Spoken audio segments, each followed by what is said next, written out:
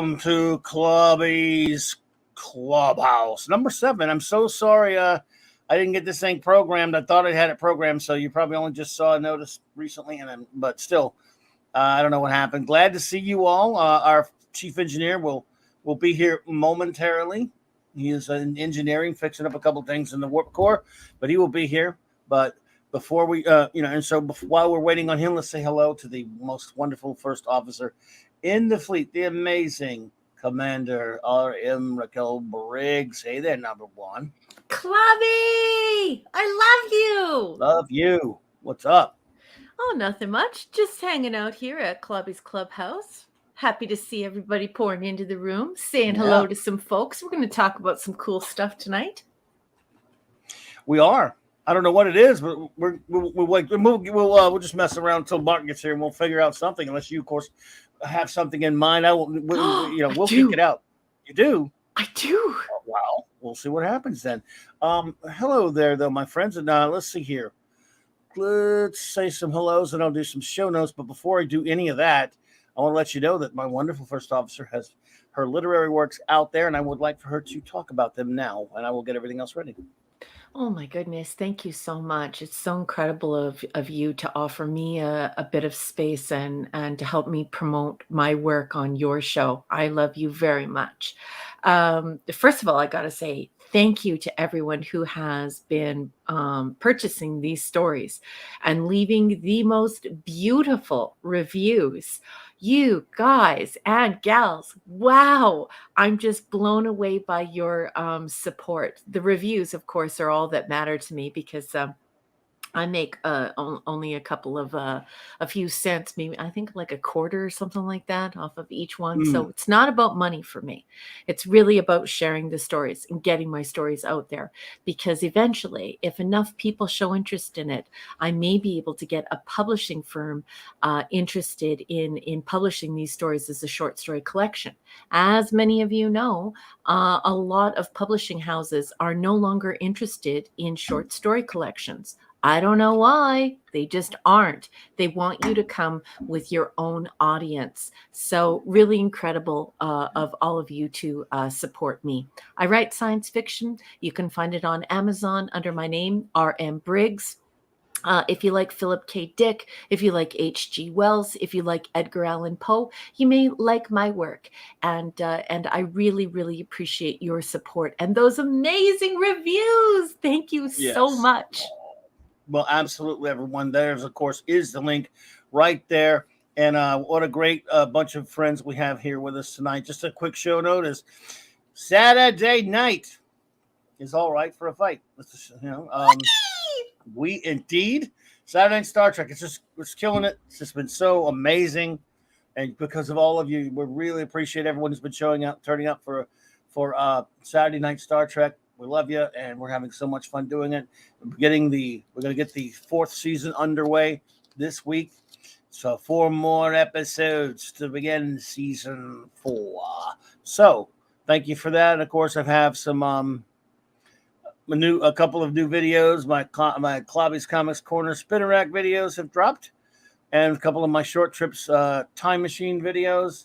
So making videos as well. They suck, but I hope you watch them anyway. And they're great, and I love them. I hate them, but that's just me. But I hate everything about me. I love them. You know what I love? I'll tell you what I love. Besides you, of course, I love my wonderful friends who have showed up here tonight in the chat. Of course, the great Eric K is here. What's up, buddy? Mwah, mwah, mwah. Hello, yes, handsome. Indeed. Hey, bud. I hope you're on the mend. Hope you're feeling better, brother.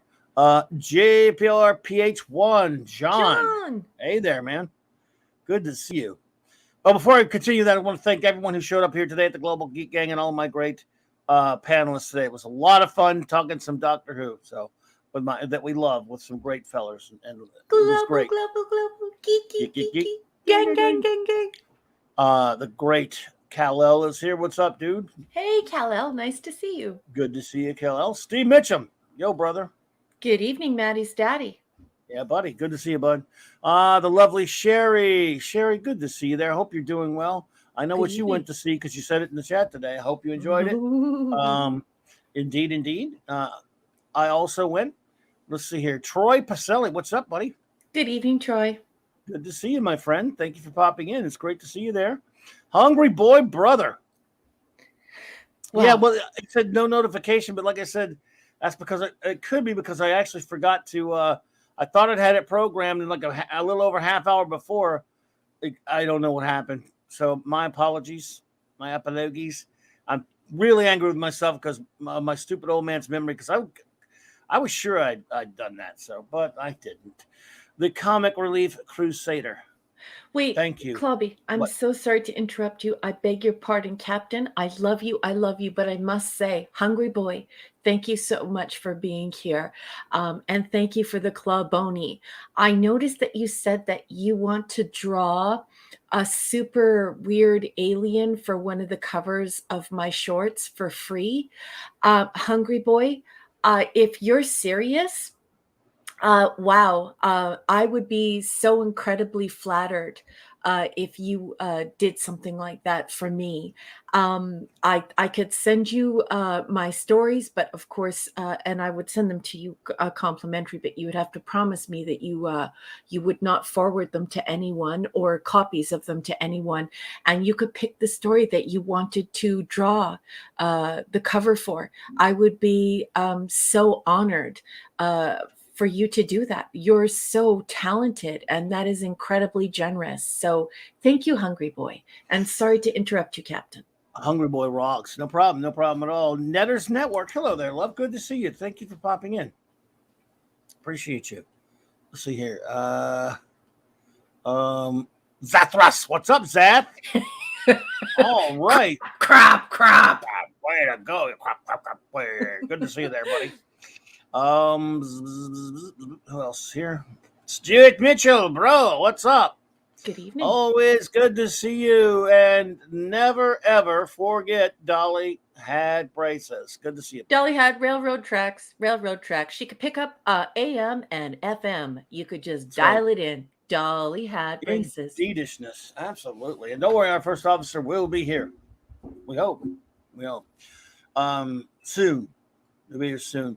Let's see here. Did anyone else pop in? Our chief engineer, you mean? Your first officer's here, hon. I'm Oh, here. did I say that? See, that shows you Okay. how stupid my memory is. God, I hate my memory. What pisses me off, as far as I can remember. Sucks. Hungry Boy, one of these days you just got to come on and talk comics with me. I mean, no, you don't got to. It's not like a rule or anything, or it's not, and I can't force you to. What I'm saying, I would love to have you on to talk comics if you were so inclined. If not, hey, just hang in the chat. We don't force anybody to do anything around here. But if you were ever so inclined. Yeah, I gotta say thank you for pointing me towards his Hungry Boys YouTube channel. I went over and listened to one of his little mini podcasts on just talking about art and just behind the scenes what happens in the creation of art in this particular field of publishing. And it was eye-opening. It was very interesting. I have to say, I did not think that Hungry Boy was the age that he was. I thought that he was a boy, and he's actually a man with a big, deep voice. And so he's not a precocious young man.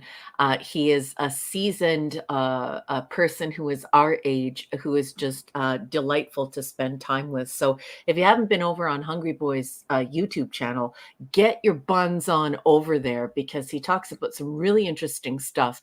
And man, oh man, if Clobby and Hungry Boy ever got on the mic together and just talked about different things, wow. What an exciting opportunity that would be for everyone at home to just listen to these two brainiacs hashing out the geekiest geek of geekness. And geekness for sure. Now, Hungry Boy, every time I don't think I have the link to your channel. Would you send that to me so I can get the link put out there? Someone can find the link, because I can't find it. And then, of course, I've seen your videos. I don't know where it is. I don't know. I mean, I can't find it in the search. If someone could find that for me, I appreciate it so much. And I'll get it put in the regular rotation, with my other links. So good. The great Eric K, thank you so much, sir. What do you $5 Thank you, buddy. What do you mean Clobby forced me to look at his Western shrine? Hey, I didn't force you to do anything. Love it. You're the one that broke in. You're the one that broke in. He plays your games, he takes your chances. I love this. Hungry Boy says, Raquel, I'm a veteran, grizzled wombat, born from the Beatles. Broke up, born before the Beatles broke up. Sorry, the chat jumped on me there. Hungry Boy, yes, I realize that now. And what a wonderful and intelligent like monologue you have created over on your channel. Really enjoyed it. Yeah, Clobby told me about it. I ran over there immediately and subbed and just listened and learned about your craft and your industry. And it was terrific. So thank you, Hungry Boy. Yes. Yeah. Nah, come on, Hungry Boy. You're a young whippersnapper. You can't fool me. Snorty. Drop Snorty. Yeah, yes, indeed. Wow, there we go. What the hell's going on here? Somebody. Wait. Where? Oh, there we go. Yes, Hungry Boy. I don't know why I can't find it by a search, but I'll try. I mean, I will try, and I'm going to put it in with my regular. When you pull it up on a search, of course, I'm lousy at that sort of thing, if someone can find it. But yes, he has. He only has a few videos, but he's got one up that just went up, right? So. Yeah, it's because the algorithm keeps choosing this. I think it's a pair of Filipino guys who do food reviews. So I think that's why, like, when you type in Hungry Boy, it doesn't come up right away because those people are extremely popular. I just glanced for a second and I could be wrong, but I think they have several million followers. So, but I do have that address. I think it's because it shows up in who Thanks, I Eric. follow. Eric knows how to. Thanks, dude. If you get a chance, no hurry on it. But I meant to do it the other night when Hungry Boy posted the video. I meant to put it in with my other ones. You know what? I'm so dumb. I probably put it in there and forgot. Let me look. You're not dumb. I am dumb. I can prove it. Let me see. I got it here though, honey, and I know Eric has it because Eric's a super wrench. Dun dun dun, super wrench. No, I don't have it. I thought I had it. Go and check your Twitter, boss man. All right. I just sent it to you. Okie dokie. Let's see here. Oh, okay. There you go. All righty. Again, there we go. All right, yeah.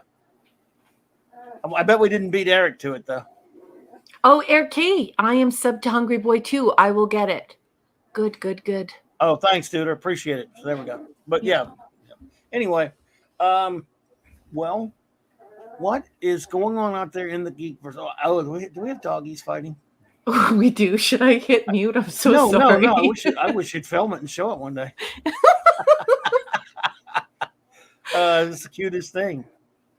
They're 1-pounders. They haven't breached the 2-pound mark yet. So it's one little pounder and one little pounder, and it's hysterical. They're better than Rock'em Sock'em Robots. Next bit are. I'm working on will reference Kane and Adams, but ignore my stuff for now. Let's move on. Well, dude, no, man. Look, well, I love Kane and Adams, especially older Adams, but I love all of Gil Kane. Gil Kane, yes, I'm sure you got to meet him too, Hungry Boy. What a great man. I love that man. Oh, my goodness. Gil Kane once said to me, "Who are you? And why are you following me?" No, just kidding. No, he said to me, I remember I was trying forgot exactly. Someone said something about, actually said the words to Gil Kane, and this was at a con. He said, said something like Jack Kirby is one of the greatest comic artists of all time. And Gil Kane said, no, Jack Kirby is the greatest comics artist of all time. And that's Gil Kane, who's already in my Hall of Fame because he deserves to be one of the great Gil Kane. And so there you go, Hungry Boy. We'll just we'll talk about favorite artists. I miss doing that. My buddy, the great Mark C, who we miss so much. He and I did a counter down our top 25 all-time favorite artists a little over a year ago, and that was fun. And making that list was brutal, picking 25. But I remember really enjoying that show. We had a lot of fun doing that one. So, and we had a lot of the same artists on the list in different orders. But yeah, it was great. I should put that one back out there. Well, it's out there, but you know what I mean. So, let's see here. Snorty, what's up, dude? Look at Snorty. Wow. Yeah, and Sherry just threw out the fish right away. She just and we have everyone just throwing all the fish at Snortopoopas. It's good. It's good. Bear's got to earn his keep. Oh, absolutely. Yeah. Target Doctor Who book art. Yeah, those Doctor Who covers, those book covers on those Dr. Target novels from the 70s and 80s. Yes, great art on those. Love those. That was back when you couldn't watch old episodes. If we wanted to see one of the old Doctors, we had to read it. Couldn't watch it because most of the episodes have been destroyed, or not all, but a lot of the first two Doctors. So, Clobby, yes. Captain, I have an announcement. Everybody, stop the chat. It's Kal-El's birthday. In an hour and a half Eastern time, I will have completed another trip around the sun. So I decided to purchase all 6 of your short stories to celebrate. Aww. Reviews are forthcoming. Kal-El, nice. I love you. Happy birthday. Everyone, excellent. Can I please get lots of happy birthdays to Kal-El? Just throw everything you got at that chat. Happy birthday, Kal-El. Just those little party hat emojis, just lots of hearts. Just throw it all at Kal-El. Happy birthday. I'm so happy that you were born. And I think it's wonderful that it is your birthday and that you decided to share that with us. And thank you so much for picking up my stories. I'm so flattered, and I hope you enjoy them. Big time happy birthday, man. Do something fun tomorrow. Yeah.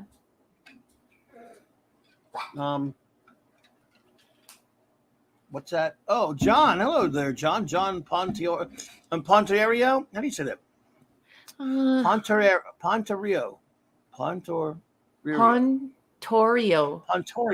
I'm sorry, John, to mess up your name like that. No, but welcome. Pontorio. Yeah, I don't know.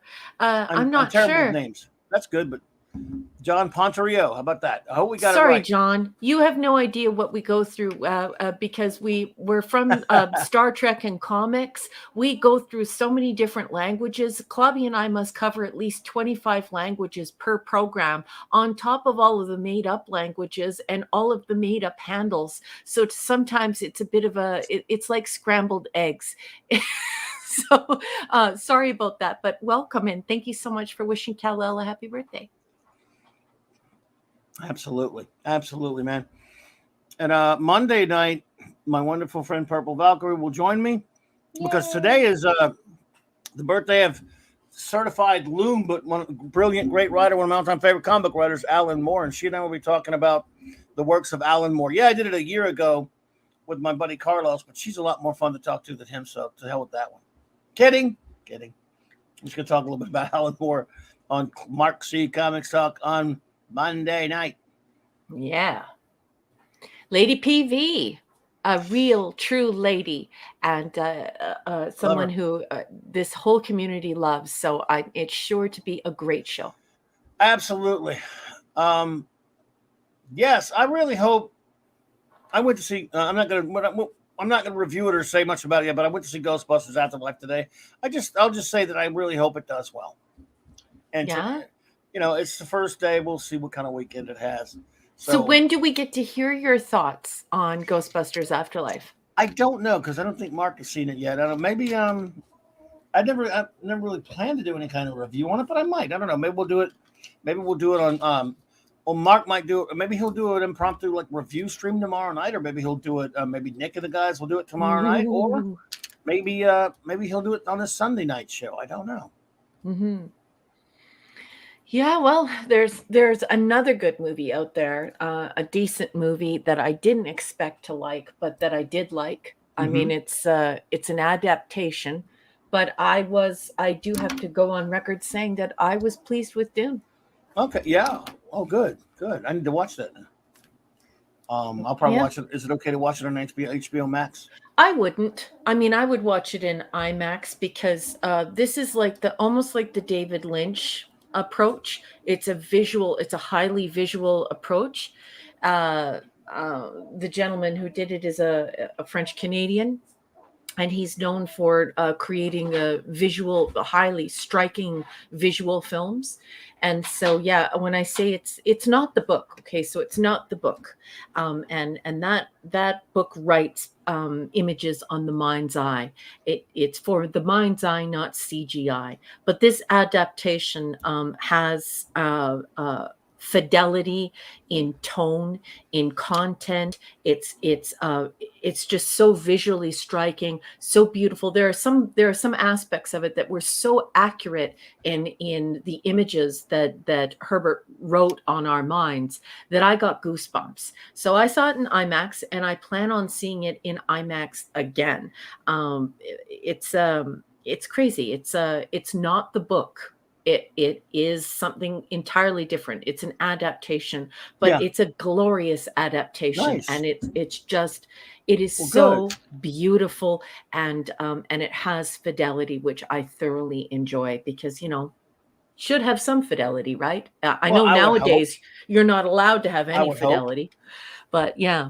Yeah. Well, I probably could still watch it on TV and get a lot out of it, because I have garbage eyesight anyway. So when I go to a movie theater, it doesn't make much difference, other than I spend too much money that I can't Yeah. spend. So in other words, and I'm not even just trying to be funny. I mean, like, if I Ghostbusters just went to a normal showing, I can't stand all the. I don't really go to an IMAX. I really hate 3D, but that's not 3D. That's different from IMAX. But it just never really matters to me that much. As I don't know. Maybe it's just because I can't really see that well. I don't know what it is.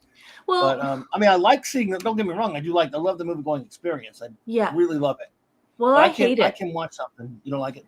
Well, I'm done with it. Like, I wish that people could go back to having manners again, and where people got dressed up nicely. I mean, I'm not expecting a black tie affair, but it would be nice if people wore more than their onesies, like adults wearing onesie pajamas, and bringing in blankets and pillows and weird things like that. And people who bring kids into adult movies, Oh, did they? and just people getting up and sitting down and talking and being on their phone. It's annoying. Even in Dune, I found it very distracting. There was a gentleman behind me who had brought his son, and his son couldn't be more than 6 years old, and he was Oh, trying to explain this very cerebral science fiction book on this adaptation on the screen, and there's no, like, it's not an action movie, and the gentleman who did the adaptation is not known for creating a lot of dialogue. He creates visually striking images, and so the young man was even more lost. And so the father wound up whispering at a talking level throughout the whole movie, and I found it very distracting. There were two ladies down in front on the right of me that got up 3 or 4 times, left the theater completely, and came back, 15, 20 minutes later. And they did this 3 or 4 times, both of them. You know how ladies go to the lavatory together at the nightclub or at the bar. mhm. That's what they were doing. And Oh, so, Lord. I don't enjoy it. People are ruining the theater experience. It's not enjoyable anymore, because people don't have respect for other people's space, and they don't respect the theater going experience. Well, I dress like a total bum when I go. I admit that part, but I tell you, I loved it today when I went to see Ghostbusters, because it was maybe like maybe 10, 15 people in there at the most. I mean, I had so much. I love it I love going to the theater when there's no one in there. Even though I want this movie to do well, it's kind of nice when you go and there's nobody in there. I love that. Yeah. Yeah. Yeah. Then you get the experience of that massive screen, and and those striking visual effects, and the artist gets to show you their full palette, and it's quite enjoyable. But it's just people don't respect one another's space anymore, and it becomes very distracting, and it's not cheap to go to the movies anymore. And I would like to clarify, it's perfectly fine to show up in a collared shirt and a pair of jeans, or even in a dirty old t-shirt and a pair of jeans. But lately I've been seeing people go to the movie theater and they're wearing onesie pajamas, and they're What? adults. 50-year-old What? people in onesie pajamas. Onesies? Yeah, and Wow. receiving blankets that are for infants or car Holy blankets, crap. pillows, heart pillows, Oh, Lord. bringing in like Pikachu pillows, and just complete and utter nonsense. And talking through the whole film. Uh, I mean, there's only so many times I can give you stink eye before I'm going to say, shut up. That is terrible. I hate that. And of course, we've all been to the movies when they're overly crowded, and usually if there's a big crowd, there's going to be some idiots in there. Yeah, I hate it. But it is. That's why generally when I do go see something now, of course, I've been other than these past 2 times, this and Eternals, I hadn't been before that, like a year and a half, almost a year and some months before that. But I like to go in the daytime generally by myself. There's nobody in there. If I can, not everyone can do that, but I Yeah. And I was like, I was working weird hours and stuff, so that's kind of fun. You want to be kind of, when you have the theater to yourself, it's kind of fun. Yeah, or at least try and behave yourself. If it's an 18-plus movie, don't bring your 6-year-old so that you can explain an extremely Right. cerebral, hard science fiction novel being depicted as an art piece in IMAX. It's just that it's not an action movie. It's not a superhero movie. A 6-year-old has no business being at a Dune, at a visual representation of a Dune novel. Raquel, you haven't lived till you see Zathras in a onesie. Does your onesie have one of those trap doors? Is it a spaghetti western onesie? Oh, I remember those. So you can go to the outhouse and you've got your trap door. Trap door. There you go. Yeah. Open up the trap door and open up the outhouse. Freaking Snorty. What's Snorty say? I wore my best fur, then he said my fur counts as a onesie. Yeah. Yeah, and Matthew Pounder, hey there. Oh, good evening, Matthew Pounder. Yeah, I totally agree with Hungry Boy. I think it's annoying because some people are trying to turn it into like a TikTok experience or an Instagram experience. They're there to verify that they were there through pictures, and they're putting them on Instagram, like those two young ladies that kept on getting up in the film. They spent the entire film filming themselves watching the film, even though they weren't watching the film. And Kal-El says, Raquel, that's the exact reason why I stopped going to the theater. Hopefully it won't be repeated when I see new Ghostbusters movie tomorrow. Yeah, I hope so, especially because it's your birthday. Kal-El. Yeah, you might want to go. I don't know what time you can go, but if you can go early. I don't know where you are, though, but I know where I am. There were more people at Eternals for some reason, because it's a little bit earlier showing. Only a little, though. So I don't know. But I hope you enjoy it there, though, Cal. Go see a movie for your birthday. It's always cool to go see a movie for your birthday. Yeah, Hungry Boy says we used to go to the movies for the movies, and what was wrong with that? Yeah, I'm. That's the thing is, they all want to the Generation Z. I think they want to get caught up. They want to be swept up in the Lord of the Rings is on film, and the Harry Potter is on film, and I think they want to get swept up in that social media experience, relating those feelings in the digital verse rather than imbibing the material and actually enjoying themselves. It's amazing how when you put your phone away, how you can actually start enjoying what you're experiencing rather than just having flashing images of it as you document it and then upload it to Instagram and TikTok. Just totally and completely annoying, and I wish these people had more respect for those around them. Yes, indeed. What?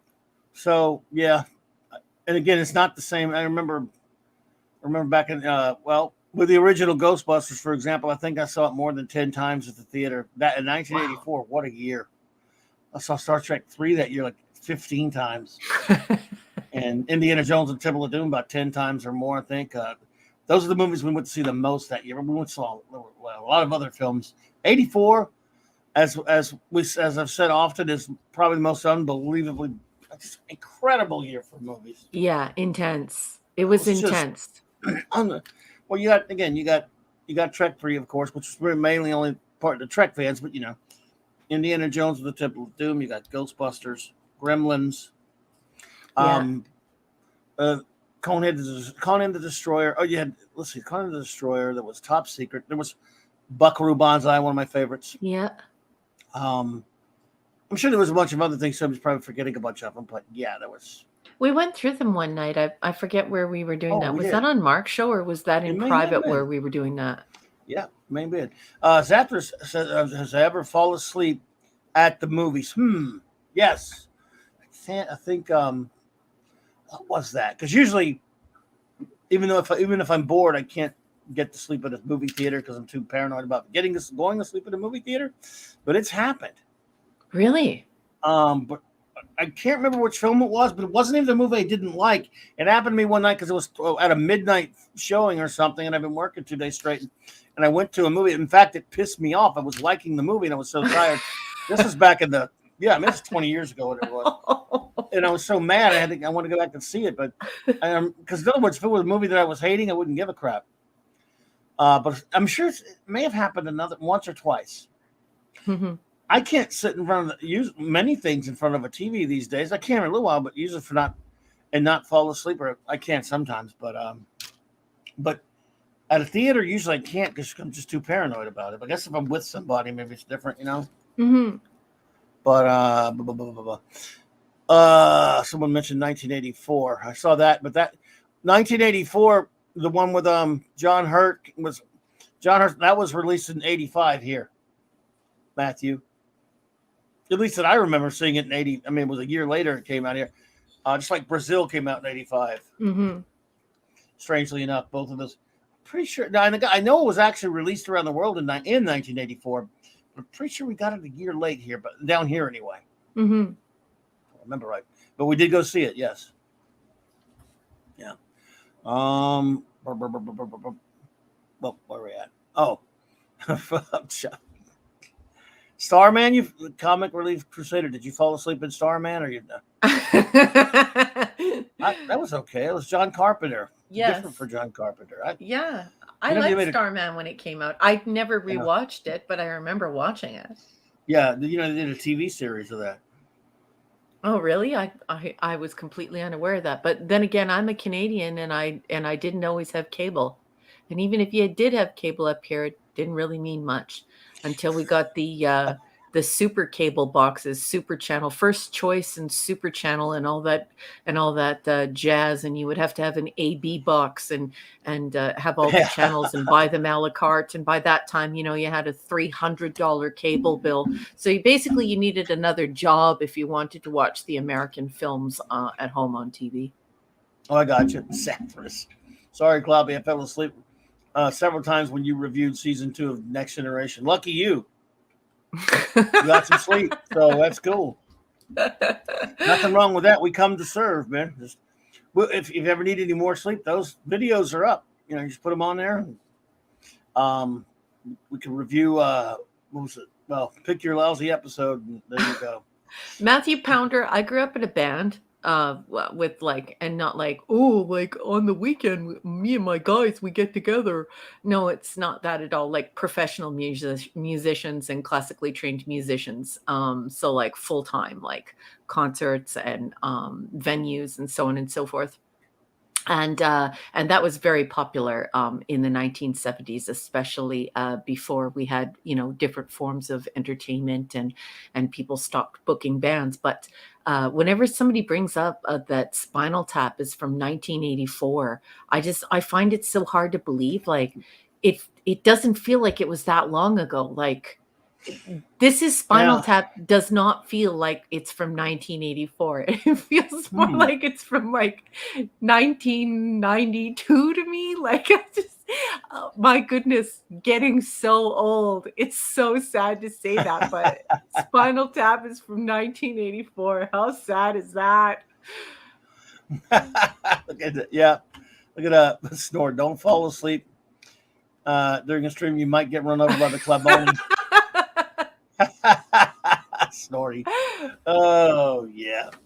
Yes, indeed. Oh my goodness. What happened? Clobberin times. Raquel was in Banff Yes, I was in Banff. I go to Banff all the time, and you're in Carstairs. Oh my goodness. So you're in that great and wondrous cluster of beautiful little towns with all of the seas at the beginning of them on your way to Calgary. So you're a foothills rider. That's beautiful. You live in a wonderful, wonderful place. I can't believe you're so close. The Comic Relief Crusader, we're going to have to meet at the next con here. As you well know, it was canceled, but yeah, it's so nice to meet you, Carstairs. We got Carstairs, we got Kamloops, we got Leduc, we got quite a few Albertans and people just over the mountains here Nice. at Clobberin Times, the Comic Relief Crusaders. So you'll be right at home. I think Chris Persia's from Ontario, but lots of Canadians here, the Comic Relief Crusader. I knew you were going to say that, Hungry Boy. Tell Raquel what Banff means to X-Men Cockrum fans. Yes, there's a character called Nightcrawler, Kurt Wagner, who has the ability to teleport himself all over the place in short hops, and they just became this trademark sound effect when it would be Banff. So that's first thing I thought of when they said Banff, because I don't know anything other than Banff. I know it's with an M there, but when you start talking about that, I started thinking about Nightcrawler, same as Hungry Boy, dude. We have the same sick comic book mind, buddy. Well, Banff International Park national park is an international sensation around the world. So some of the most pristine mountain parks in the world are right here, and certainly Banff is in Alberta, and we definitely love it here. We're extremely proud of Banff. People come from all over the world to visit it, and that is a running joke in Canada, which of course Snortapoopis, he's cracking that joke right now. But yes, whenever we say we're going to Banff for the weekend, we always say Banff. Banff.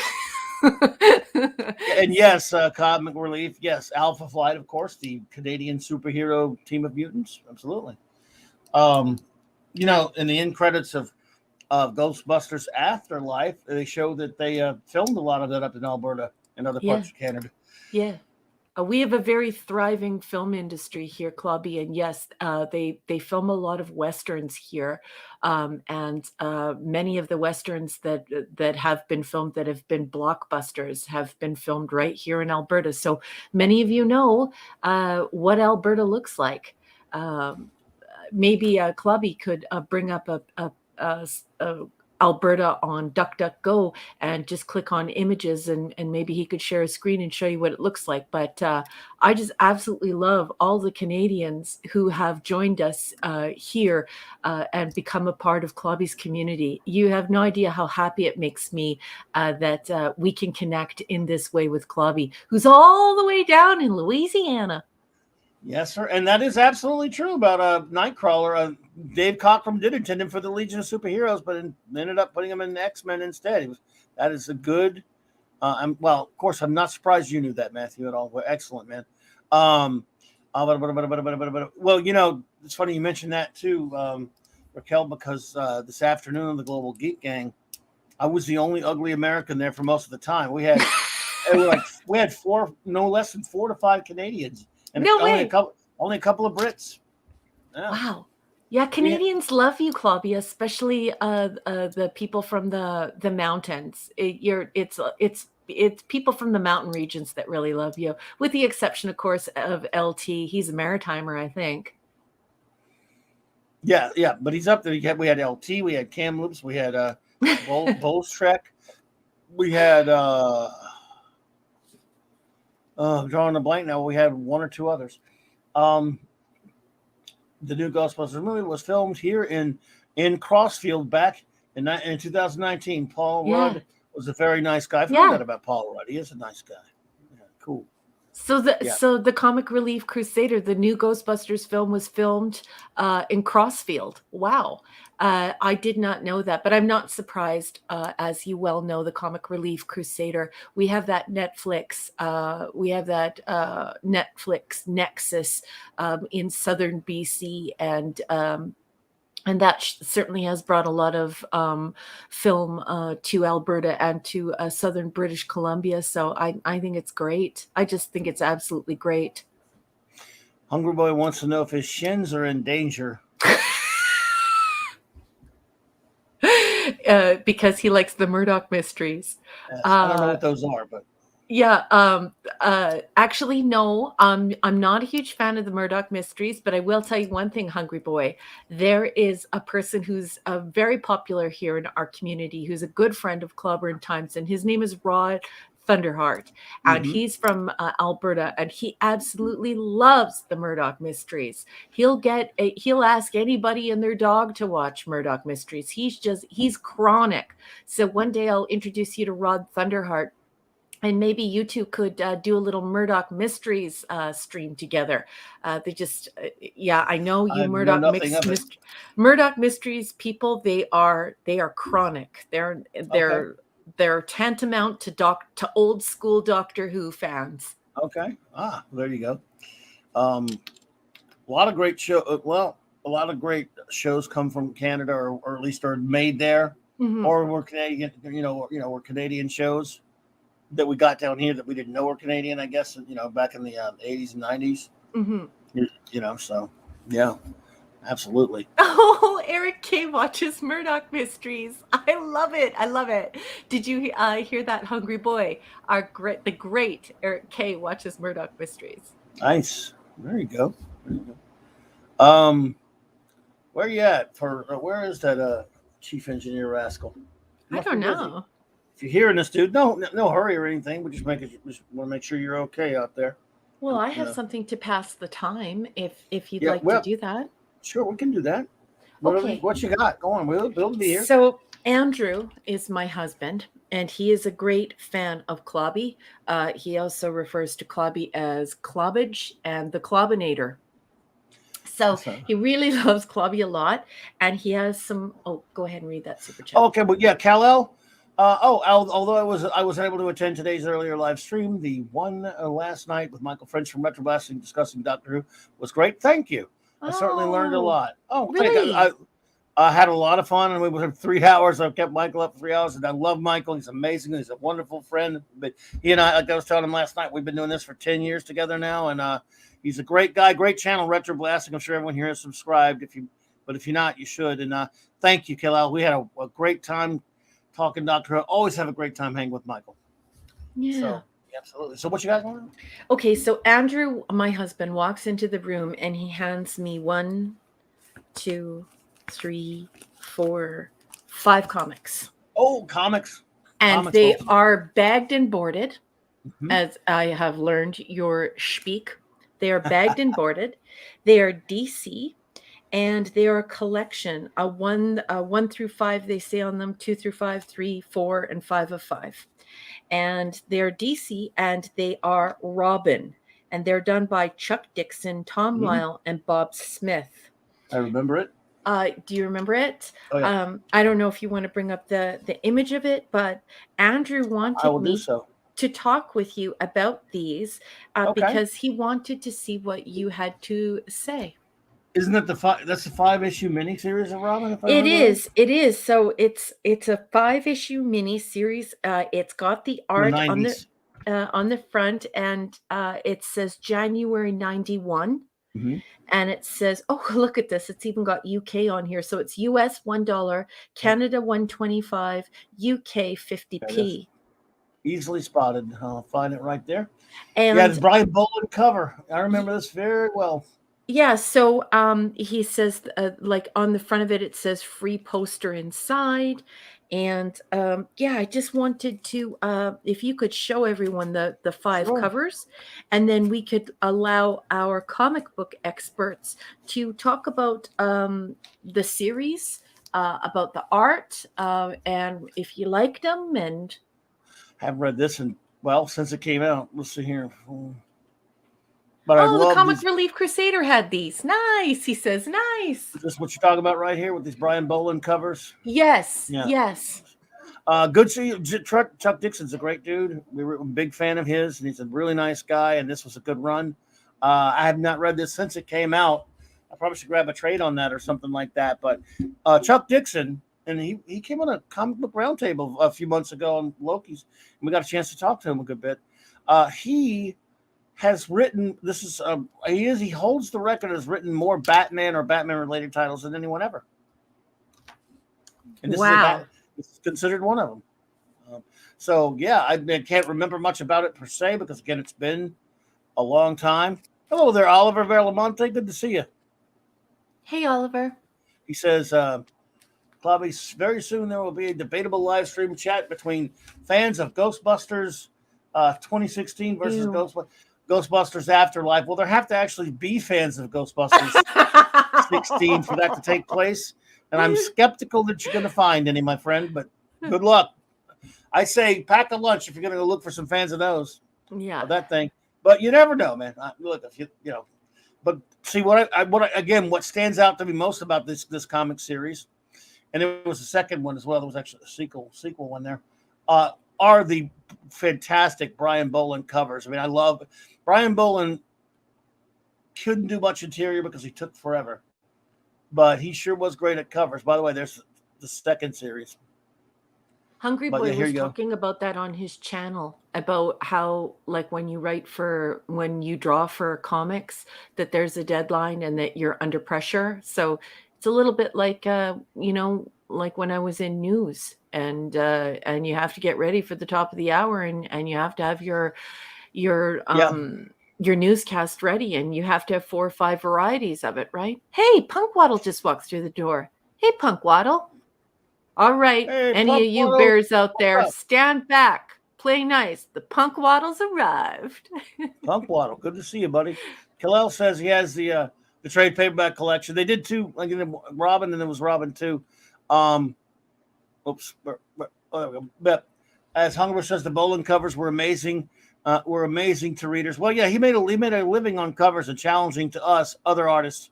The layout and storytelling in them was solid. See, after taking forever on Camelot 3000, I'm sure you know about that, Hunger Boy. Boland really could never be trusted with the regular series. He did Batman: The Killing Joke. That probably took him 5 years. Before that, he had a fairly steady gig on Judge Dredd for 2000 AD, and he couldn't really keep that schedule either. There were 8-page stories, and half the time he couldn't finish any of the long ones. He was just slow. But man, he made a career for himself in the late 80s and all through the 90s, just doing covers for DC.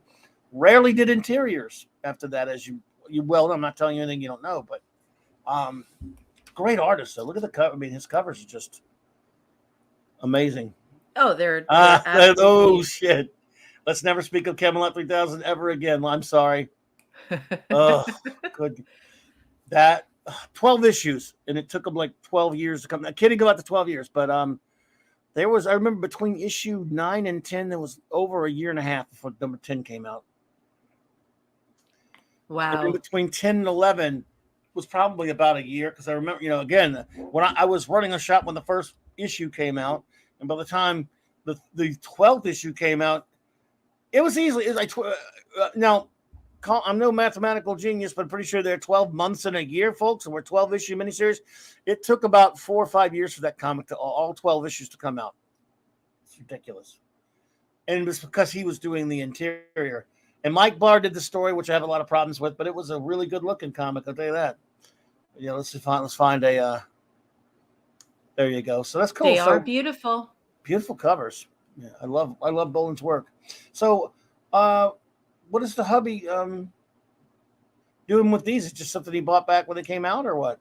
Yeah, and remember, he bought them, and he usually says things like, like that's what I want, that's what I liked at the time, and so on and so forth. So, but I guess he wanted me to show you this because he said to me that he thought you would have liked these, that you would have had something cool to say about them, and that you might have even liked them. So he definitely wanted me to show them to you, and so here they are. Well, you can tell him it's been a while since I've read them, and now he's made me want to go back and read this because it's been forever, and I probably will go back and read it because Chuck Dixon, wrote some good stuff. He's a real good dude. Yeah. Okay, so that's really important. So the writing inside of it is quality. That's good. That's good. Well, like I And say, so it's the value on this is, what are we looking at we'd have to here? get Mark to check that out. I can look at them. I mean, the regional issues, I wouldn't think they would be super way up there, but I could probably check. I don't have a price guide on me. Mark has a thing he could look them up, but I can probably find them. I can give you a I never know ballpark of what what they're going questions to for. ask. I'm just learning, you know what I mean? No, that's cool. Not No, that's every cool. girl can have a friend like Clobby and a friend like Mark and a and a friend like Hungry Boy and Phantom Outsider. I've learned so much from you guys in such a short period of time. And as many of you know, I have studied writing and editing in university, but this is one form of prose. This is one form of publishing I've never studied. And it's incredibly interesting to me, and I'm learning from the best. I'm learning from the smartest and the best and the brightest here in this community. So thank you all for teaching me. Let's see here. We can get you a ballpark price what these are going for. Mark has a program for it, but Oh, nice. in the meantime, hello there, Canadian Spidey. Hey, Canadian What's up, buddy? Spidey! Let's see here.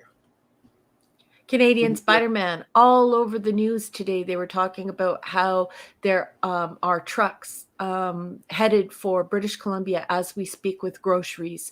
So hold on, British Columbia. Alberta is on its way. There's plenty of food here, and it's on its way. And we love our BC neighbors. You hold on. We'll be there in no time at all. Let's see here. All right, there is. I don't know what you have.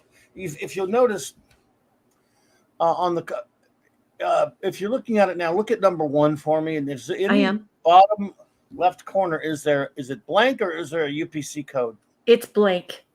Okay, that's a regular direct sales issue. Those are just a couple bucks each. They did have a limited edition that they did back in when was that? Good Lord.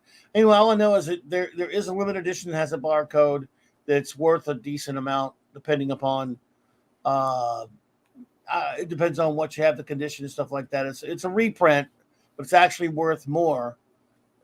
Because it's very, very limited run or what. And the only difference is that I've seen in terms of visually is that it has a freaking barcode, which means it was sold, supposed to mean it was sold in stores. I don't know why it's worth so much more. It's crazy.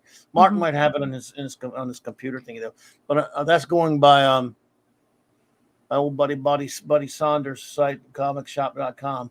But the regular issues are a couple bucks a pop. Because again, it was just mass printed back then, really. So, but if you got the barcode on it, according to this, and I haven't looked this up in forever. Number 1, newsstand edition is, wow. I don't know. I have no idea why it's so crazy in price, but it is. That's nuts. Oh well. I was if Mark could figure out why, but from there you go. That's they're worth a couple of bucks each. Does he have a big collection? No, he has one box, and whenever I'm looking for material to do on Clobby'S Clubhouse, I always ask him if he wants to contribute a question. So this is his contribution, and thank him. And so I thought that the Robin series would be good. He has some Spider-Man stuff and he has some Venom stuff, but he was hysterical because when he bought the Venom stuff, he said, "Well, it's the stuff I liked at the time." But he's like, "But apologize to everyone for it." So he wants us to cover his Venom, but he wants to start with an apology. Accepted. Okay. Canadian Spider-Man says, "Thanks, Alberta. We love you guys. Raquel, Clobby, I have enough supplies all winter, and my neighborhood grocery store has not been empty." Good, because we make our own food to a large degree. Good. That's good. You shop local, but don't you worry. Those grocery stores are going to be full again. And to all our friends in BC, please do not hoard food. I know that it's a disaster and that it's very scary, but when you hoard food and hoard supplies, you put the poor and you put the elderly at risk. So please hold on. I know it's very scary seeing a highway get washed out and seeing this natural disaster happen, but we're on our way. And Eric K says, Raquel, Canadian Spider-Man was on the cam the other night doing a stream. I was modding. Yes, I stopped in for his fireside, and I hung out for a few minutes because Clobby actually told me to go there. So I went over there and I subbed due to my wonderful captain who pointed me in the right direction and let me know that Canadian Spider-Man was having a fireside, and a great time was had by all. Yeah, and I got the heads up from the Great Hungry Boys, so it was good to see you there, Canadian Spidey, buddy. That's cool. I'm just glad you got out of the cold there, bro. But that must have been nice out there by the fire. We don't have much need for fires around here. We don't get any cold. Oliver Belamonte, Clobby, who's your favorite Robin? And I don't even have to read all that to know it's there. Yep, Mark's here. Dick Grayson. Hey guys. Dick Grayson is the only Robin to me, but I'm old. You'll always be my favorite. We'll go into that in more depth in a minute, though, because we want to welcome our chief engineer, dude. Hey! Thank you. Yeah. Welcome. Yeah, sorry, I didn't check your text back. I hope you didn't wait too long to start, but we ended up going to the bar and hanging out for a little bit. So it's not too often you get to walk in a bar with three or more people who won the Super Bowl. So that's kind of fun. Oh, wow. Cool, dude. Yeah, I'm glad you went. Anderson, who else? So that was Anderson? Yeah, O.J. Anderson was there. And some other members of the Sean Landetta was there. Oh, wow. Who's won a couple. Yep, the punter. Yep, he's a great guy. He's a lot of fun. And let's see, it was some of the 1990. Who else was there? It was Stephen Marks. I think it was from 1990. Oh, wow. Giants. Linebacker. And then who else was? Yeah, they get. What happens is they get their buddies show up. So you've got a ton of. He was who scored the touchdown right before halftime, and Giants Bills. We're getting Giants Bills. Yeah, 1990. That was. Mark Ingram? Sports scene. We're sports scene. We're sports Mark scene, Ingram right? Senior, was it? Yeah, I'm trying to think who was. Stephen Baker. Stephen Baker. Stephen Baker. Yeah. It was Stephen Baker. Stephen Baker, the touchdown maker. Remember? Yeah, touchdown. Yep. He was there. Yep. So he was. So I got him. He signed a helmet with. I'm sorry for my kids with. Yeah, sorry. Well, it won't take too long, but he signed a helmet for me with my kids. So it was. And Otis Anderson's. Oh, he's so. I'll post the. I'll send you the link to the video once we get it. But he's so much fun. He's like, and he's like, nice. We're the only two guys that scored a touchdown in that Super Bowl. True. You realize he's like, so you got them both on the same helmet. And the funny thing was, I found his Sports Illustrated that he was on the cover. I do the program book and all the graphics, and so I had that. He's like, I don't even have a copy of that. I'm like, well, I'll have to send you one. So, and then I had printed like some covers of the book to sign extra to give away to Giants fans and things and friends. And he's like, do you mind if I take a few of those? It's like to give to some of my friends here tonight. I'm like, oh no, we're going to argue with Otis Anderson, who's still a pretty big guy. No, we're just joking. So he gave me his address. So he's like, well, you send me some more and say we're at the dinner, and I'll put an envelope in there and I'll send them back to you. He's like, but not too many, just a few more. So nice. Yeah, he was fun. And then we'll sports out just a little bit more, but Martin St. Louis was there. From Tampa Bay, and then the famous Rangers season in 2014. So he's a great Canadian, but he lives pretty close to me now. So I actually knew that. You would know that, Raquel, right? I only know the name, but the reference thereafter, no, because I'm not a big fat liar pants. But I do know the name. I don't. So there you go. There you go.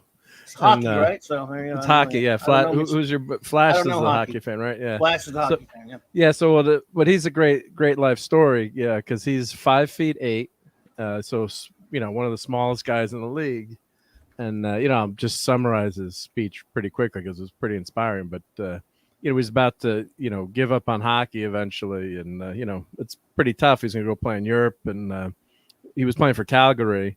And I guess all the ownership got fired. So he's like, he was doing well there. And then, whenever there's he had to leave that team, and Tampa Bay got a shot in Tampa Bay. It's like I signed the league minimum for 2 years, and who's going to take a shot? The guy is that small, but he ended up winning, 2 Stanley Cups. He became an MVP. He score, led the league in scoring several years. I love that you said. I love that you said Calgary, and that is hysterical to all Canadians, because, of course, the only people who say Calgary are people from Calgary.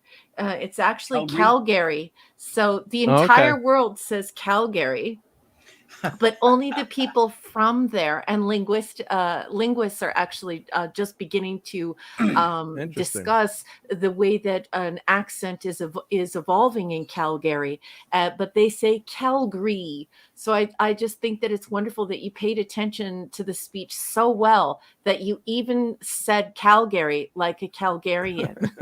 I try. That must have been luck, I guess. But yeah.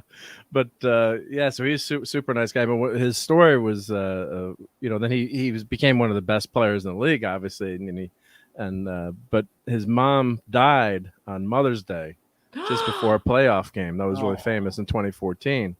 So his dad said, "You've got to," the story was he said, "I don't know if I should play," and he was obviously emotional, wreck, but he ended up playing and scoring the winning goal, and was one of those great moments in sports, where life, transcends. Sports in the end isn't that important, but it was just one of those great great moments. So the gist of his speech was he's like, do better every day. He's like, when I was just starting the NHL, or even when I was better, he's like, I'd always see someone who did something that I said, I got to add that to my game, or I got to copy that, or I can get better doing that.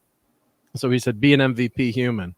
So that was a really nice message to give out to people. It's like, not everyone plays sports, but just try to do better in your everyday life. He's like, be a better husband. He's like, and I know my wife in the audience likes that, better, coach, or, just try to always, do better in your everyday life, and always, try to do better. I mean, he's a guy that was, people would say, what, you're 5'8", you can never play in the NHL, and then end up, winning 2 Stanley Cups and leading the league in scoring, basically becoming the best player in the league for a few years. So there's a famous picture of him in Sports Illustrated, when they do that body issue, and he's just wearing, like workout shorts or whatever. And hey, Jeffrey. Hey, Jeffrey. He's got the biggest legs. So he said he could never buy pants back then because his legs were so big. He couldn't, he had to get like custom made pants, I guess. Yeah, like Earl Campbell.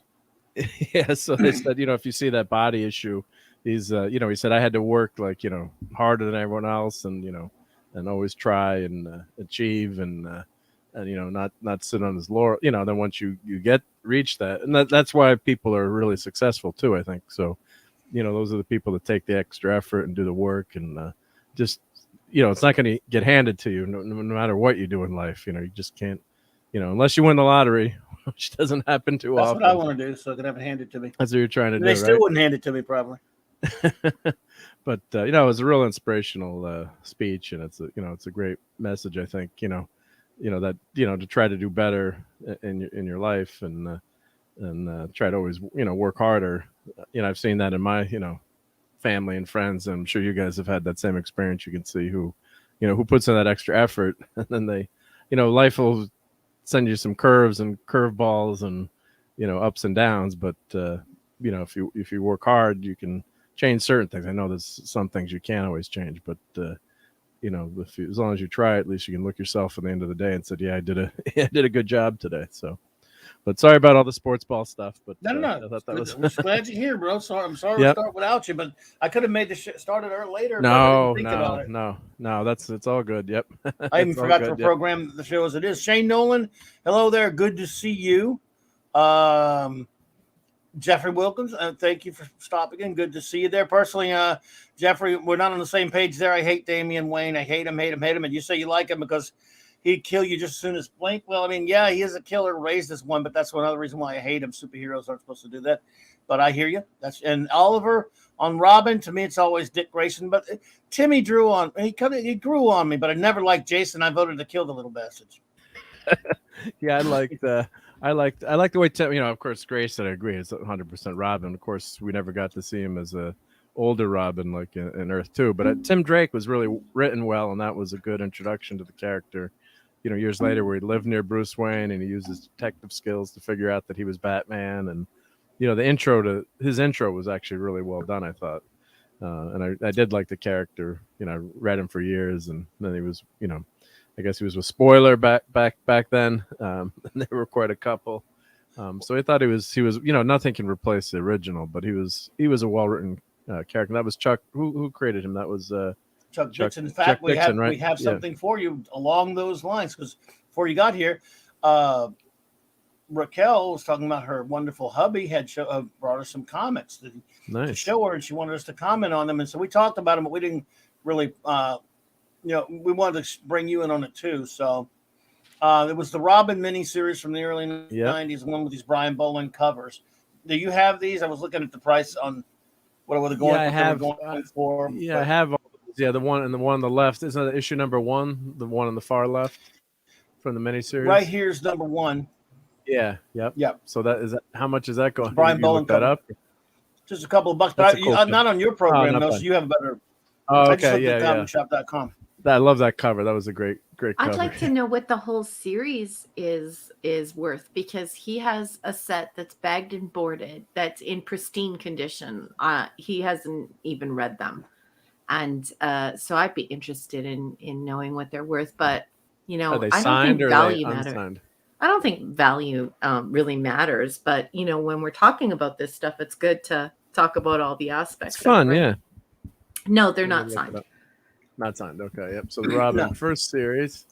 Well, check on that one, that newsstand edition that's ridiculous, at least priced ridiculously on comicshop.com with they had like a special newsprint edition number 1, newsstand edition number 1. Wow, let's see which. I'm I trying don't know to if you have it listed in your yeah, I'm looking at. Well, they have the first Robin series doesn't match up to this was a different. Let's see, Robin. This was 91. This was Chuck Dixon and 91. Yeah, all right, let me find it. This was and Hungry Boy, our resident professional artist, obviously using an anonymous handle, but professional artist. He says the only problem with Boland is that Boland only looks good when Boland inks himself. So he was drawing and doing his own inking. That's crazy. Well, yes. Only when he was mostly that's why it was so slow. But that's why he just took up a career of only doing covers. Yeah.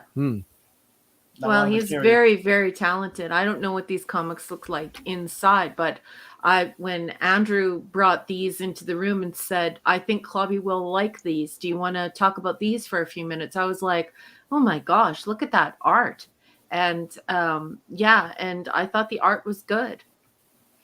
Yeah, it's still not Perez for me. Like, obviously, please, villagers, don't throw your fruit. Put down your torches. I'm just learning. But for me, the countenance, the visage, the artistic quality. I think of things like Gold Key, where it's a painting. I think an oil painting. I think that is exceptional. I consider that art. When I look at Perez's work, I think that is art. But some of these people, they're just, they're bloody awful. So I wouldn't say that this is on par with Perez. So far, from what the gentlemen have been teaching me, Perez is my favorite, I think, so far, unless I have it mixed up. George Perez is amazing. Everyone loves him, yeah. And I love Kirby.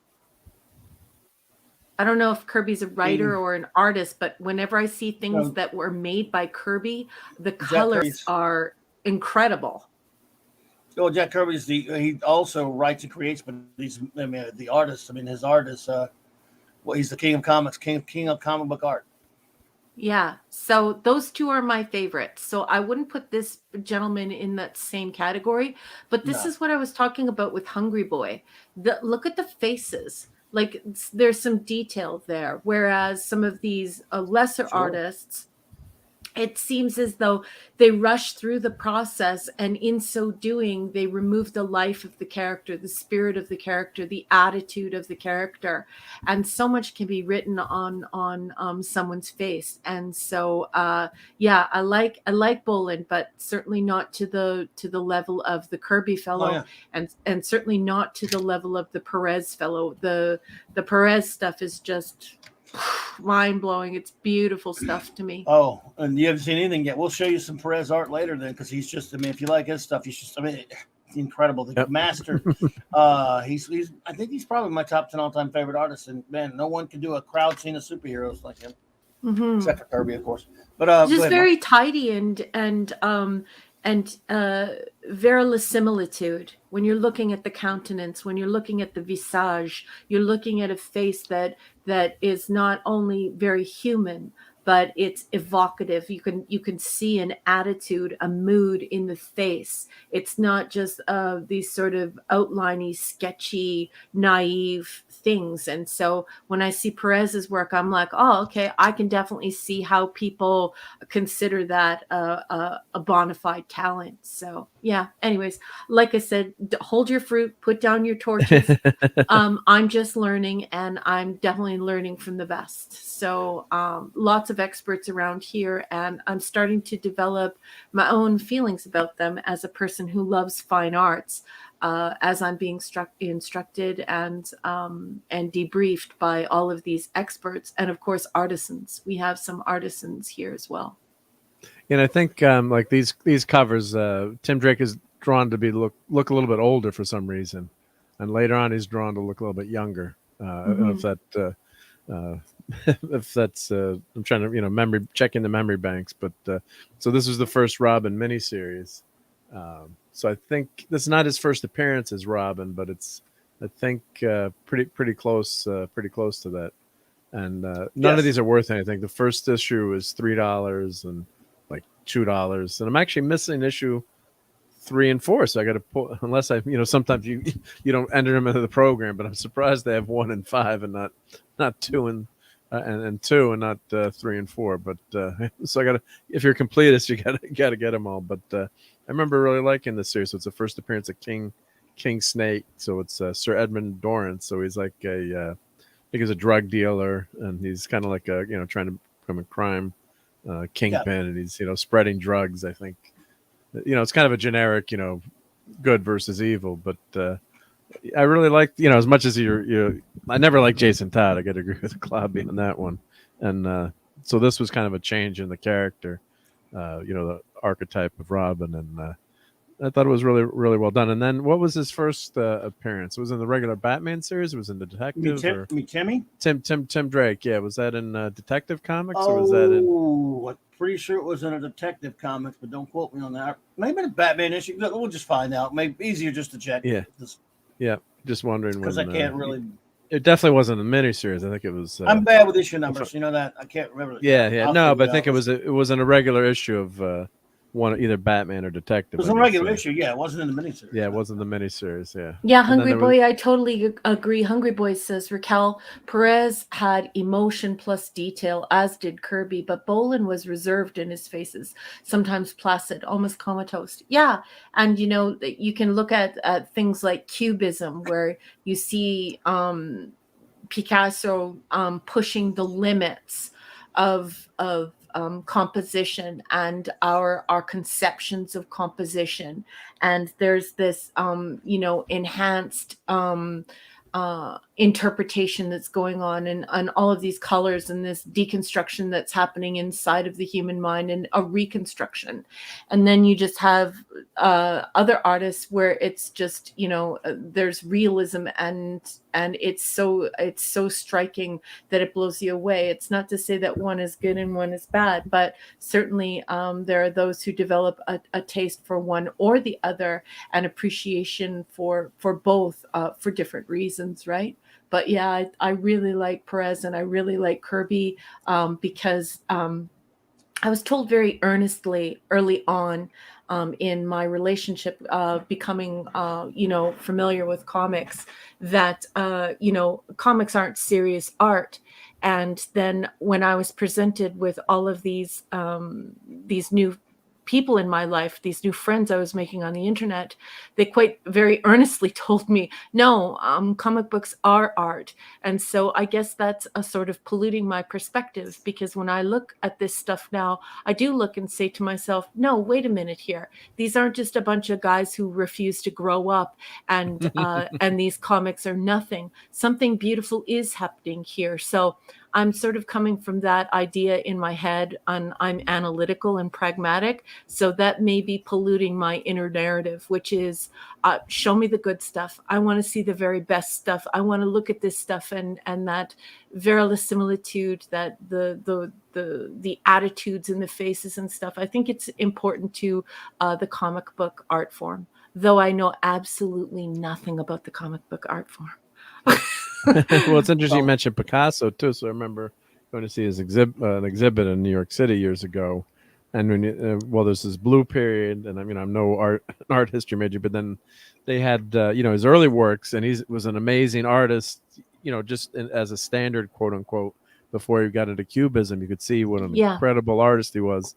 His early works before he developed his own style, and so Picasso knew his stuff. So I mean, he was a once in a lifetime genius. But some people kind of look at his Cubism and say, "Oh, it's crap," or But when you but there's a genius there. When you look at his early works, you can see how how skilled he was at doing quote unquote standard art. I don't know, for lack of a better term. or realistic art, where you're trying to bring something to life. Yeah, certainly. And people have the same opinion of expressionism and impressionism and almost every other form of art thereafter, right? There was a period in art history where if I remember my art history books, it's been many years, but I mean, there were even rules, quote unquote rules, in the community about what colors you would use. And so if somebody has to come along and challenge that and say, well, no, I can use this color and I will use this color because making something 100% realistic so that you can reach out thinking it's real, that's not the only aim of art. But certainly coming from the comic book angle, you can, I'm sure you can feel me when I say that I think that it sort of it proves the point that comic books are art when someone very skillful comes in and creates that realism in the art where you're just wow, and the colors are vibrant and the faces are beautiful and a story can be written on the face. For me, that's enough to turn the visual medium into something incredibly special that no one should, treat as though it's unworthy. Yeah, I mean, we appreciate that. And Perez was great at. Perez was great at making very facial expressions. He was one of the best at that. Yeah. George Perez is right up there at the top. It was interesting to, what did you make of Hungry Boys talk about art, where you're talking about, being under the gun, being under pressure. It would seem to me that when you look at the production of these comic books and you look at that time period in which they have to be created and produced, that would also lower the quality of art. And that's actually something that I was oblivious to until our great professional artist, Hungry Boy, brought that to my attention on his stream.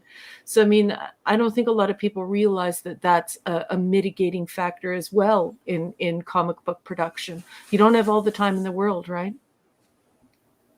No, the deadlines are real. So, I know Hungry Boy would know a little more about that in terms of actually experiencing it.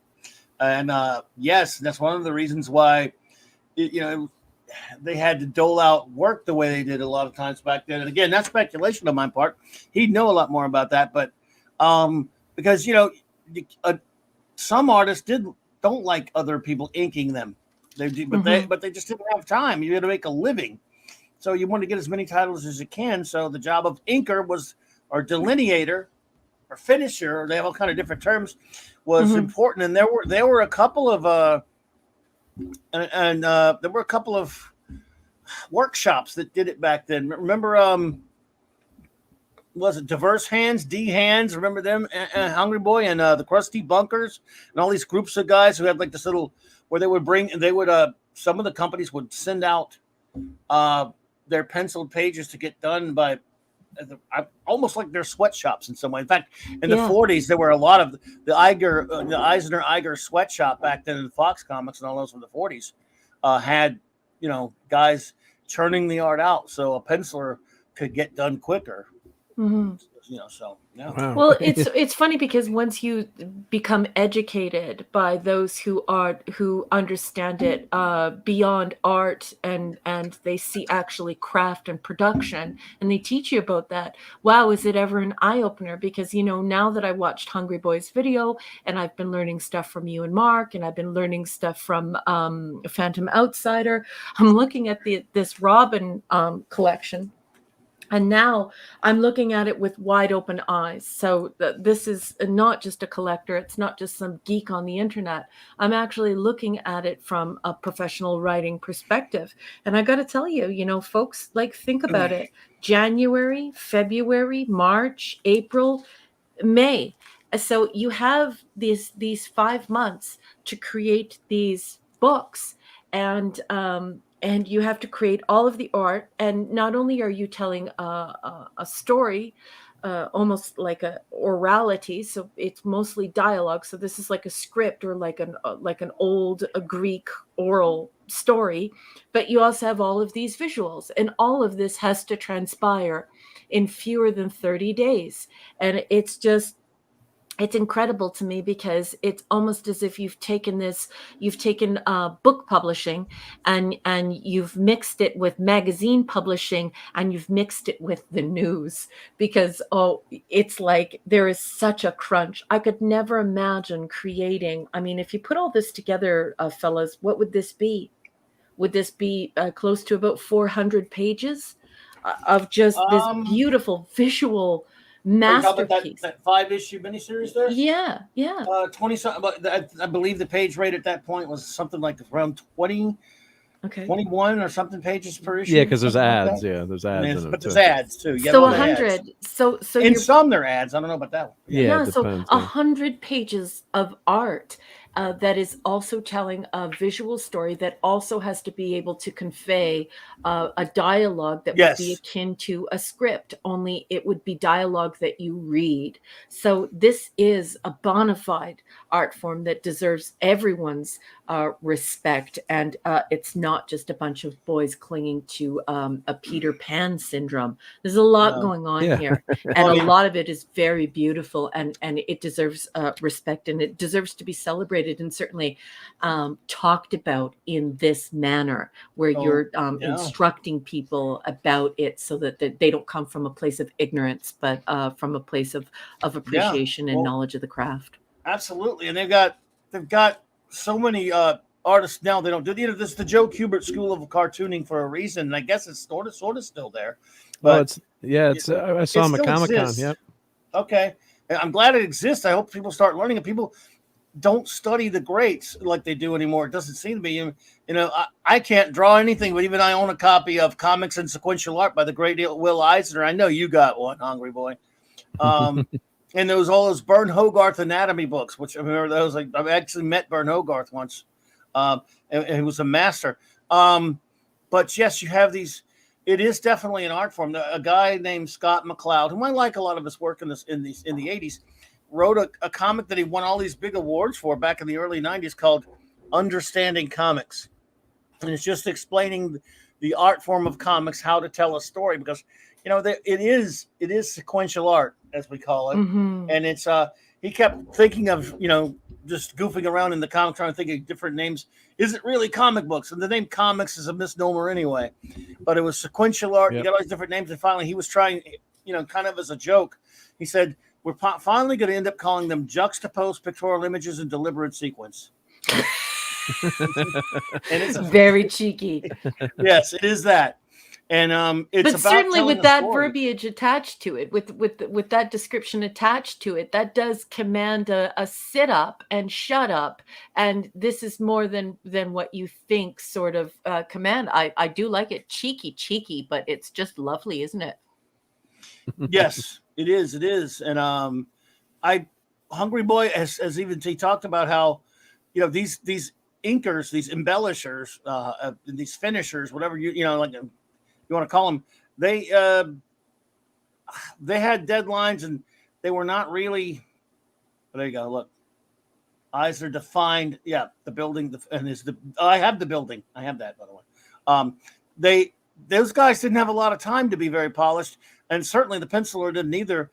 But he had a tweet up here? Oh yeah, there you go. Where he said part of the reason Coletta's ink sucks seemed to suck. Boy, did he suck sometimes. Was sometimes he had like the ink 24 pages in 6 days. Now, jeez, someone who doesn't know comics might not know how tough that is. However, Hungry Boy, I was at the con because look, I know everyone beats up on Vince Coletta. Vinny Coletta deserves it. Claude and I were talking to Gil Kane and said basically we were about to make a criticism of Coletta, but we didn't know if he liked him. And so Claude says he said it. I think I said it, but whoever said it said, Vinny Coletta might be a nice guy, but he stopped us. Actually, was not a nice guy. And then I said, well, good, because he sucked. And he went on about Coletta in one of his panels, and Gil Kane called him DC Comics' first sanctioned abortionist. He used to erased backgrounds of pencilers often, except Too when much he did work. it. I remember when you were Kirby. talking about this a couple of weeks ago, and it totally freaked me out. I couldn't believe that somebody would have the cojones to erase someone's. Oh, that's just so bad. Hey there, Ironcaster buddy. Yeah, he would erase backgrounds, and an artist doesn't appreciate that. And there were, Jim Shooter, for all of his whining about people complaining about Coletta touching their pencils, I don't blame him. Okay, but no hurry, just take it easy, good. But Coletta, he deserved everything he got, though. I think. Hey, they get Outlaw. Good to see you, my friend. Hungry Boy. I know everyone beats up on Coletta. Man, he just. Now, to be honest, on Thor, I don't think he ruined the Kirby. I can look at a Kirby Thor Coletta inking, and it didn't bother me that much. But wow, most stuff on Grell, it makes it drives me insane.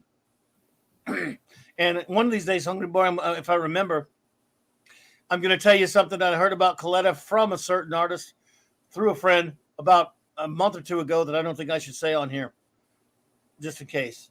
But yeah. So now, do you think inkers don't get the credit they deserve sometimes, and they get maybe poured the blame when things go wrong, or what? Yes. I wonder what, because an inker really shapes that whole page. I mean, not to take away from the penciler, but without that inker, I mean, you got you could radically, people are re-inking some of the classic old issues, and people, or like Byrne has been going back to yes to re-ink some of his stuff again, and or they've had modern, quote unquote, modern inking on trades, and people are going crazy because they don't. And I agree, it's like unless the page had been degraded or didn't print right, but it changes the total nature of the art, from the inking. Well, speaking of which, yes. We have Hungry Boy made a wonderful comment that people might not understand, even if they're a comic book fan. They could be oblivious like me, just a newbie, a total newbie learning, or they could love comics and not know this. But Hungry Boy says, and I'll let everybody in the audience know that Hungry Boy is anonymously here as a professional artist. He says, Raquel, and also sometimes we had to draw around the speech balloon dialogue, which makes things more difficult with writers like Gaiman or even Grell. I could never imagine conceptualizing this dialogue and then going in and drawing it and then trying to realize that with heavy dialogue. That's also another factor in the creation of these comics. Thank you so much, Hungry Boy. Crazy. Who was more verbose in their dialogue, though, Hungry Boy? Claremont, Thomas, or Gaiman? Well, of course, Gaiman was later, but Claremont wrote freaking novels on one page. God. Yeah. Some of the stuff Roy Thomas wrote looked like an illustrated book instead of a comic book sometimes. And I love Roy Thomas, but yeah, Claremont was wordy, wasn't he? Yeah, I remember there's one issue of Batman a few years ago. I'm trying to remember who was the writer, but they decided to, like fill the page with text. It's like I had to give up reading the damn thing. It was okay. I'm trying to remember who. It'll come to me who wrote it, but it was a relatively modern book. But it was like, loaded. Like that was the point of the issue, was like to try to have as much dialogue as possible. Like it took me like a half hour to read it, I think. Or it was hysterical. Hey there, Aaron Baker. Yes. No, I don't remember. I don't remember Grell being that verbose either. But Hungry Boy would know that. I mean, I love Grell, but remember, I think you might be talking about when Grell wrote Green Arrow and stuff. Because remember, I don't think he was verbose at all on John Sable, but on his Green Arrow, which he was not drawing, he was just funny when he had to write and not do his own art. Maybe he was more verbose. I don't know if Hungry Boy's talking about that or not. I'm guessing. I'm speculating. Yep. Yeah, I just think it's also the fact that you would need to create opportunities for the artist to convey the visual images, because this is visual storytelling.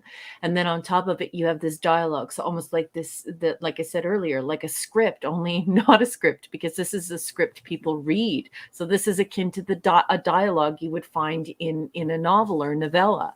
So yeah, I couldn't imagine how annoying that must be for the I guess you would refer to them as the penciler or the artist proper. There are, I think what Hungry Boy's getting at is there are a lot of mitigating factors. There are a lot of mediums that go into the creation of this type of publication, this form of entertainment, this form of art, and we take them for granted. We don't look at these little nuanced things that happen, and we don't realize how complicated it is to bring all of these variables together. And I'm definitely starting to see that that picture is forming in my mind. And many of you know I studied publishing, writing, and editing in university. I have an undergraduate degree, a bachelor's degree in it. And this is one form that I didn't study. And I also didn't study script writing. I studied everything else, but I did not study these two things. And I find it incredibly fascinating. And that is no hyperbole.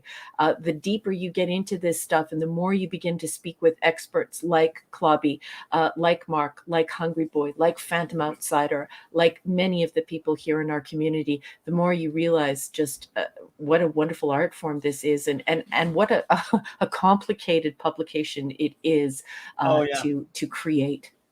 It really is. Gaiman would fill the page when he was used to working with a quote unquote cartoony artist, and then the script for a detail artist would be just as word heavy, and damn it, hard to work around that. That sounds like you're speaking from experience, dude. Wow. I'm sure then you've probably seen an Alan Moore script, which are insane. Alan Moore, let's say he was doing a 22-page story, for example, in Swamp Thing or whatever.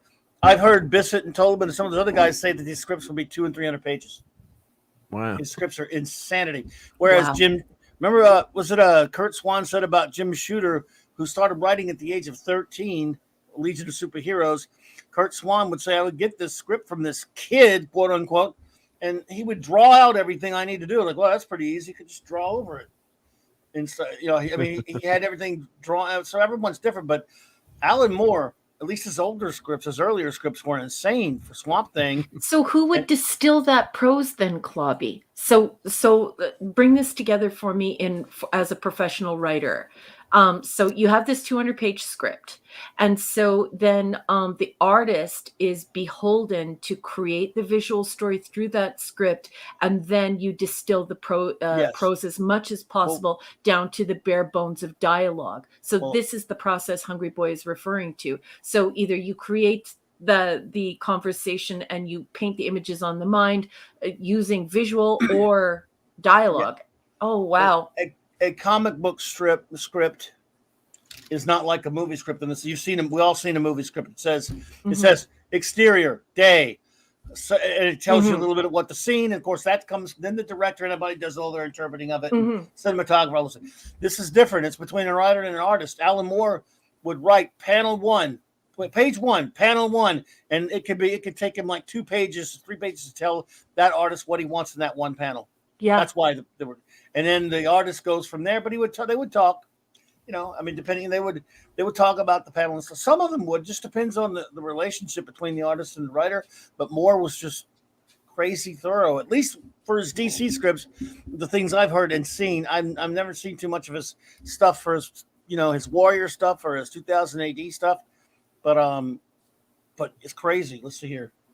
Like TV, and not every moment, not every panel needs over 80 words in it. Yeah, let the artist do his or her work. For you, trust us. Yeah. Moore did not answer. No, trust us. Moore didn't let him. Oh, Moore wanted it his way, from what I understand.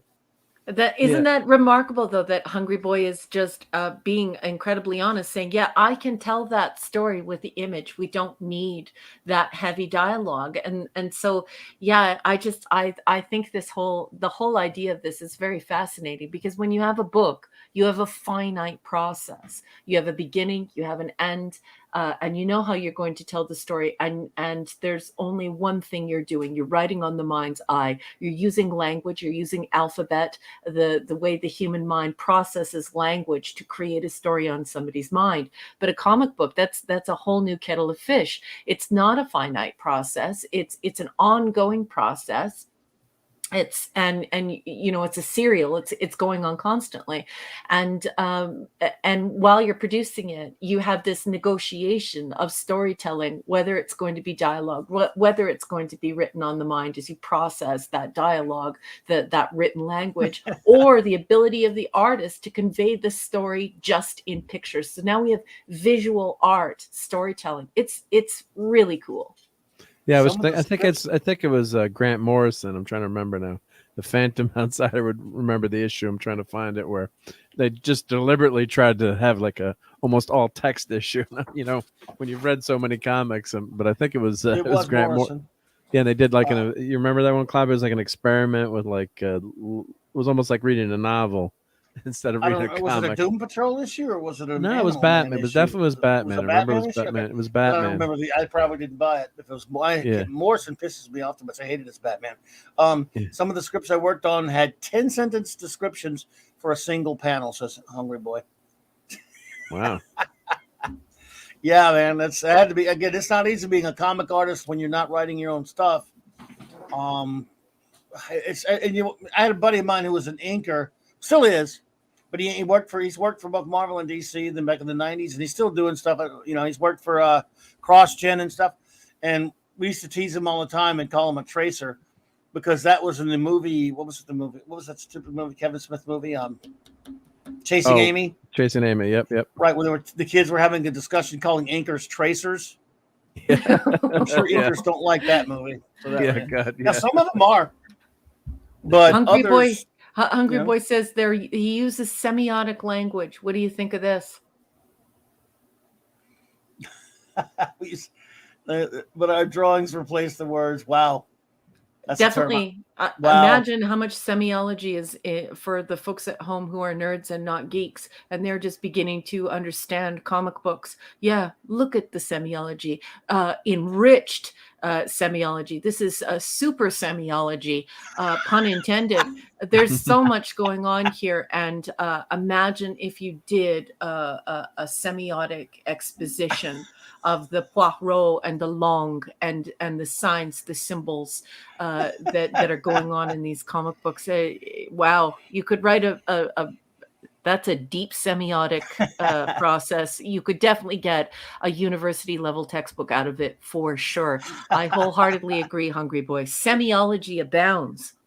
I love what he wrote. Oh, no. No Grant Morrison and Mark D, please. I only have 2 beers in the house. But Captain Cockney Mirror Spock is a fan, though. He says it's one of his favorite writers, so we could have a debate. One of my favorite writers. No Invisibles, no Matrix. That's no true. Time travel. Yeah, Matrix is ripped off from Invisibles. That's true. No, look, let me tell you about Morrison, Cockney. He's written some things that I dearly love and some crap I really hate. So believe me, I do like a lot of his work. And one of the and it is kind of amusing the feud he has with Alan Moore. They really hate each other, which is kind of funny. Moore's wrote more that I liked than Morrison, but I love his Animal Man. I actually love All Star Superman, a few others, but boy, he can be either really good or really bad. No in between. I don't know if there's much of an in between with Morrison, but I do like a lot of his work, Cockney. I mean, everyone likes some different stuff. I hate his Batman. I want to punch him in his friggin' never mind. You don't like Damian Wayne? I hate Damian Wayne. I hate R.I.P. Jesus Christ, R.I.P. And by the way, he also wrote one of the worst damn comics back when comics were at least normal and good or bad and not like they are now. Final Crisis is one of the worst pieces of shit garbage I've ever read. You made my captain swear. That's how you really feel. That's a miracle. That's a miracle. You know how hard it is to get Clobby to the point where he uses profanity? I didn't mean to, yeah. That's when you know something is really poop. When we don't even deploy the Clobony. Clobby just comes right out and just boom. Now we need the Clobony. Yep. Yeah. And Comic Relief Crusaders mentioned, the classic G.I. Joe silent issue with Snake Eyes. Yeah, that's right. That's right. Is that the first issue that it didn't have any word balloons, or has it been done before? Right. I mean, it's the most famous one, probably, right? But it's been copied now a few times since. In mainstream comics, it may have been done. I'd have to look though. Hungry Boy's calling for the Clobony. It's my contribution to the sportsing. That sports talk, right? Yep. Get us going on comics, folks. And, there you go. There you go. Great Clobony. Canadian Spider-Man's here, right? Yes. Yeah, buddy. Yeah. Nice work on that, Hungry Boy. The great Hungry Boy made Clobony. And what's interesting is Hungry Boy is not Canadian. He was not familiar with what a Zamboni was or what one of those goose poop Zambonis are. And we showed him a couple of pictures and explained to him what the Zamboni does. And so we stopped calling it a poop Zamboni, and he christened the Clobony. So it is the poop Zamboni for Clobberin times. So the Comic Relief Crusader yells, yeah! So it cleans up popular culture, leaving it squeaky clean and useful again. So love it, Hungry Boy. Yeah, and Cockney, Flex Mentallo, that was spun off from his weird a Doom Patrol run, right? Yeah, that was some crazy stuff right there. Yeah, cool. Oliver says, Grant Morrison had a JLA Comics run. He did. That's true. From 1 to 41, he created the anti-Batman named Prometheus. You know why I stayed away from that run? I was already pissed off at DC at that point, Oliver. And everyone kept saying, you got to read this JLA run by Morrison. You got to. But I couldn't stand the cast of it. He had Kyle Rayner in there, so I'm not touching it. I hate him. You don't like the artist, Kyle Rayner? I hate Kyle Rayner. Filth. He is Green Lantern poison. I hate him. Hate him. I read. I think I've probably read every issue back in the day. Yeah, because that's when they got rid of. Take care, Steve Mitchum. Night, buddy. Yeah, because that was when they had the travesty with Hal Jordan, right? So then Kyle Rayner became the Green Lantern, and then at one point he was the only Green Lantern. He had he had all the power batteries. Power was inside. That's why I hated him so much. He became like the Super Lantern for a while or whatever. He had all the power in the universe. Cockney, I love more, and Prometheus was interesting, but I wouldn't put it in his top 40 personally. I mean, I think he's done so much better than that, but it's pretty crazy stuff out there. And you're definitely nothing wrong with loving it and liking it, but I mean, I couldn't even put it near his best for me, but that's all right, man. I stuck with that comic for a long time. It's really one of the last things he wrote on a long, long basis, but Prometheus out there, buddy. I can tell you that. I would definitely say it's a out there comic. Crazy stuff. More sicko, but I love him. And Monday night, Purple and I were going to be talking about the works of Alan Moore. Wow, that'll be great. Yeah, that'll be fun because it was his birthday. I think it's Moore's birthday today or tomorrow, I think she said. So, yeah. Yeah. So good night, Steve Mitchum. Night, buddy. As you can see here, Raquel, this is Perez work here. You mentioned Perez. I thought we'd show you take a look at some George Perez stuff. He's the ultimate in the superhero crowd scenes. Beautiful. And his bodies, I brag about his beautiful faces and how they're so realistic and they have so much emotion and they're so tidy and well thought out and just realistic. But I love his bodies. His bodies look beautiful. The proportions are just wonderful. They're very becoming on every character. I love the colors. I love Perez he's very, very special. I would say that Perez is the only person who even comes close to the marvelous Jack Kirby. Of course, I'm spoiled because I am the first officer of Clobby. And so I see Kirby all the time. Well, you can imagine why my mind is polluted. I'm completely spoiled. I'm a Kirby creep, that's for sure. Yeah, like who are you going to look at after Kirby? It's got to be Perez. Anybody who are you going to call? Anybody else, you just. Well, Perez, his art doesn't look like Kirby, but if you look at his composition and all that dynamism right there on that 2-page spread right here is complete Kirby. And he'd be the first to tell you that he studied Kirby. One of his first assignments was on FF. And he wanted to be Kirby. He was like a lot of artists back then when he started in the 70s. He said, I want to be Kirby. Well, I'm glad he's Perez. It's different. And I want him to be different, but they said that just like anyone who starts, whoever footsteps you follow in or whatever medium or whatever type of work you do, you always want to be like whoever your favorite was, even if not exactly ripping them off. You just got, I want to be that guy. He's looked up to Kirby. Well, they all did. There's nobody in the business, nobody in the 60s, 70s, 80s, or even 90s who started doesn't know Kirby's the king and look up to him. It's not, they don't exist. It'd be like, if you're playing basketball, you want to be Michael Jordan. Of course, I have a 3-inch vertical that ain't happening.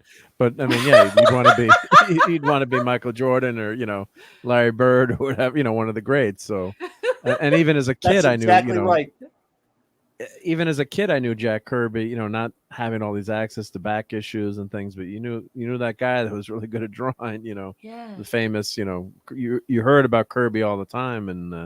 And then, he came back to Marvel later, but he was always mentioned and referenced, and so it's Kurt. Yeah, you're right, 100%, Clobby. Yeah, it's Perez is his own style, but some of those, now that I'm looking back, when you read them as a kid, you don't pay attention as much. You just kind of know that you like the art, like, oh, this art is really good.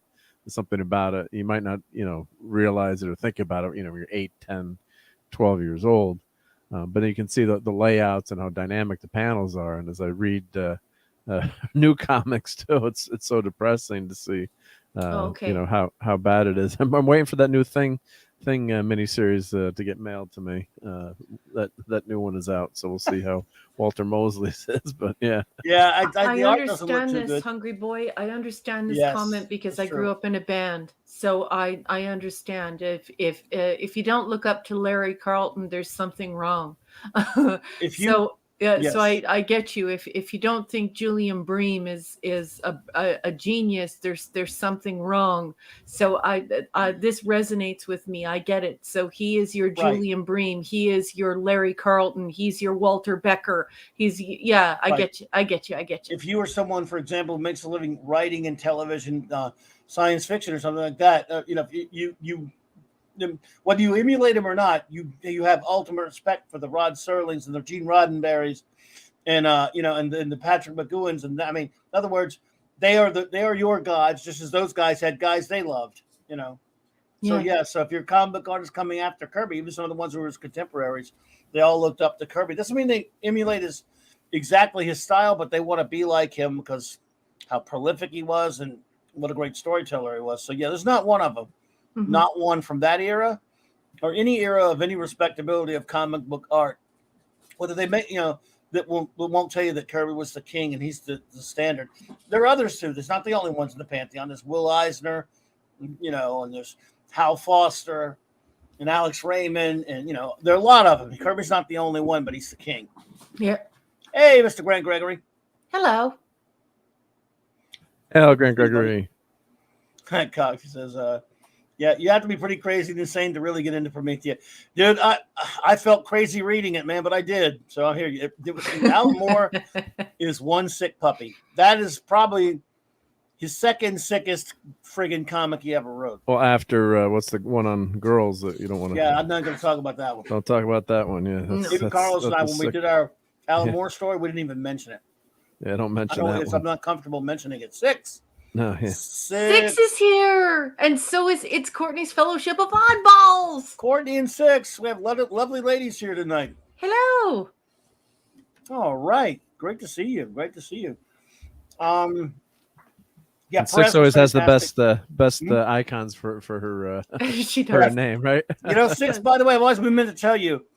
When you do that, I think it's hilarious. Like whenever I see you in another chat and I want to say hi, 6, I want to tag you. Like we tag each other in the chats.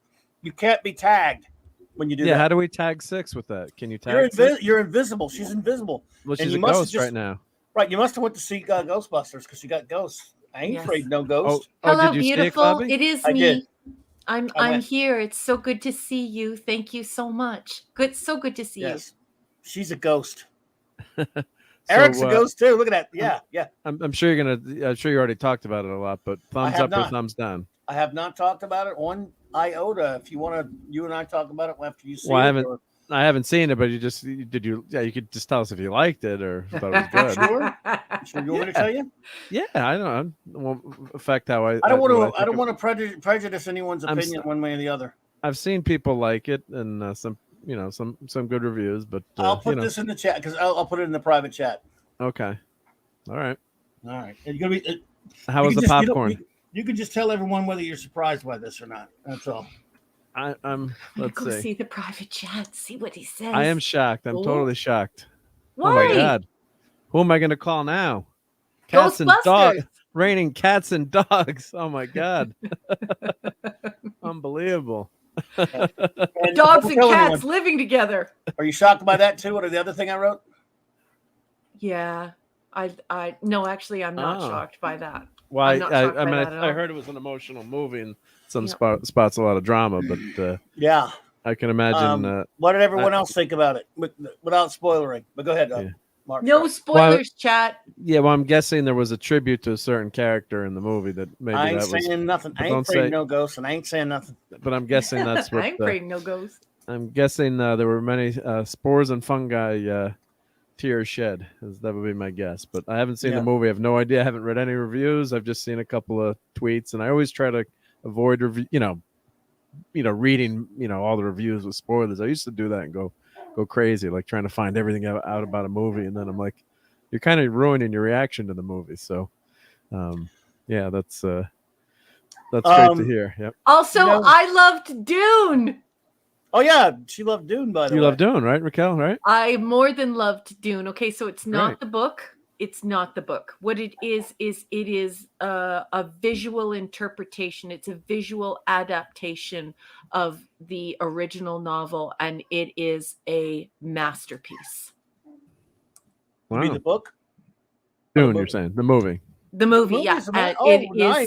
It has fidelity. It is respectful. It's gorgeous.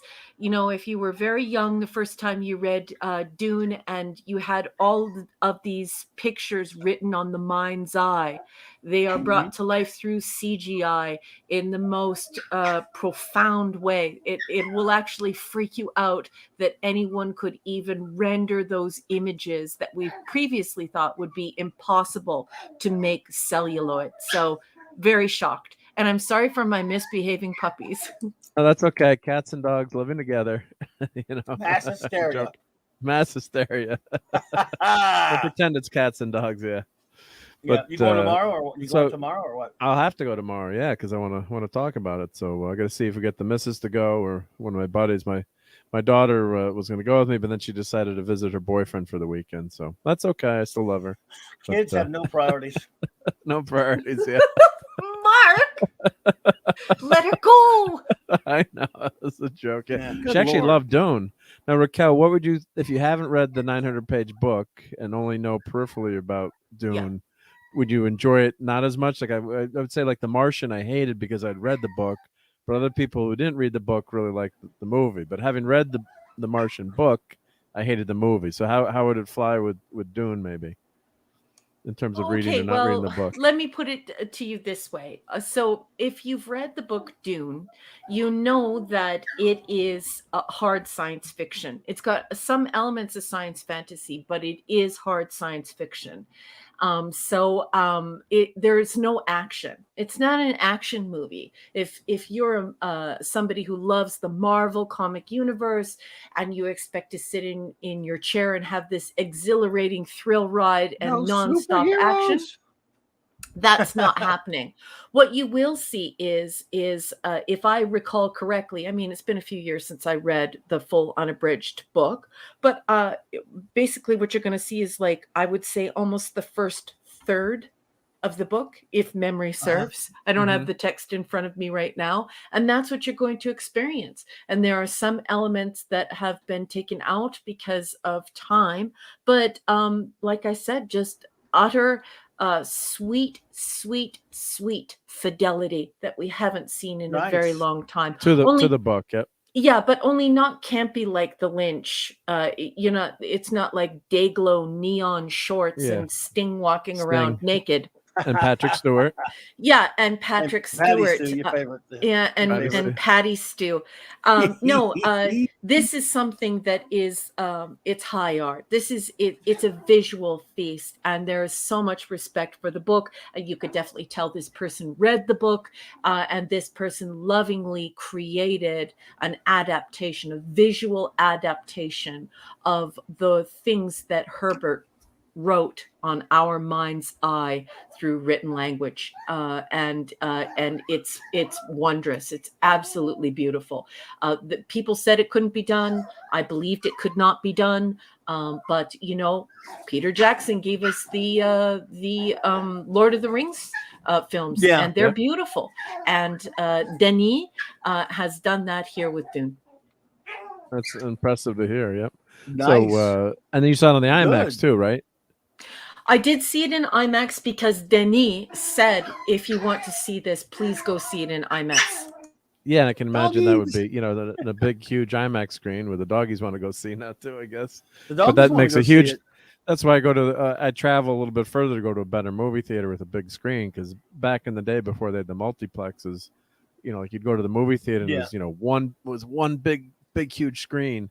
And that's where I saw Wrath of Khan. It was probably like a 500-seat theater or whatever the heck the theater was. Then years later you'd go back and it was like that same theater was chopped into 3-4 theaters, and the back of it was like another theater, and you're like, this is horrible, because you're ruining the movie going experience. So I think one thing cinema has to do to survive is have a great experience for the customer. So like now I go, there's reclining seats, and eventually I'm probably going to add, like, the Alamo does. I think a lot of places add food, and, you can reserve your seat now, so you don't have to fight, where you're sitting, and the sound is much better. So, but that's part of it too. If I'm going to go out and spend, God, where I am, it's like $18 to go see a damn movie. Oh, wow. Mm-hmm. Wow.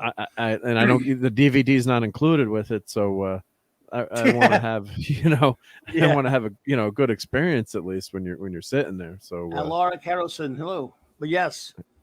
Well, I did have a good time, but I didn't have a good time in many respects because, of course, we were talking about this earlier before you got here. But just people's behavior is very odd in the theater now, and they're annoying. And you guys already know I hate 3D. I'm also not a huge fan of IMAX. But I'll be going back to IMAX, and I'm going to sit in the very last row of the IMAX, because that's, of course, at our Space and Sciences Center here. That's where IMAX is. So you're actually going to a Space and Science Center to watch Dune, which is, I do have to tell you, is preferable to any other means or any other way. It's just so magical and beautiful. But this is somebody who read the book and just decided to do something gorgeous. But it would be nice if people could behave themselves. But I'm going back for the IMAX experience, even though it makes me a little sick, like it makes me a little ill in my stomach. Too big? Yeah, I don't like it, especially at our science center, because it's not an overpacked IMAX. It is a very it's IMAX, and then I would surmise that it has fewer seats than your average IMAX theater, because it is in our a science museum, right? center. It's a museum. Yeah, there are a lot of Yeah. like it was a place in a couple towns over. They had it was a museum, and then they had IMAX movies on the weekend, which was like a So I went to see they replay some of the Star Wars movies or different movie. What was the World War One movie? 1917 was it 1917? I'm trying to think if memory serves. That was just came out a few years ago. So that was an IMAX, and it had scenes that were shot just in IMAX with an IMAX camera. So then the screen would actually open up, and it was gorgeous. Yeah.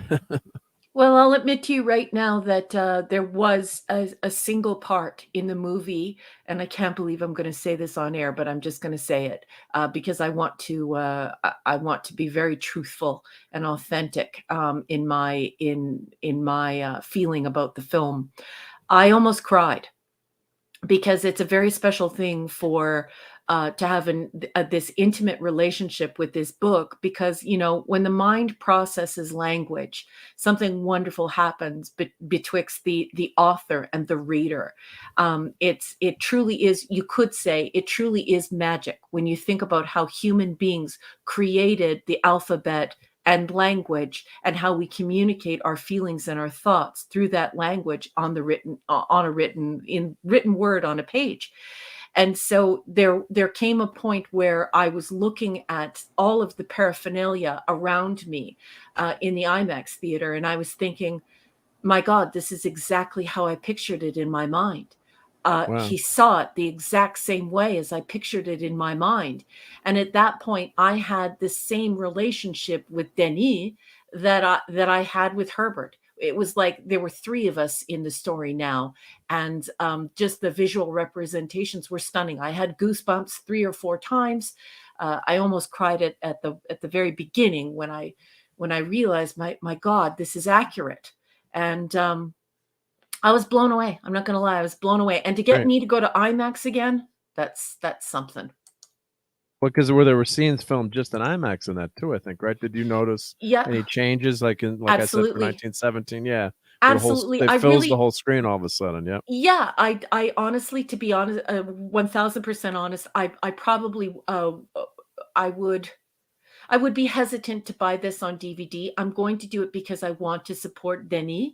I think he's done a beautiful job here, and I want to support his work. But I am going to see it in IMAX as many times as I possibly can, because it reminded me very much of going to one of my friends who's a professional photographer, and they're getting their master's or their doctorate in fine arts, and they've rented out an art gallery, and we're going to go through all of their photographs, and some of them will be digitized, and there will be a film of all of their photographs. And so this had the same feeling to me, that I was seeing somebody who was learned doing something that was next level gorgeous, something that was meant to be so evocative that that you could feel it on your skin.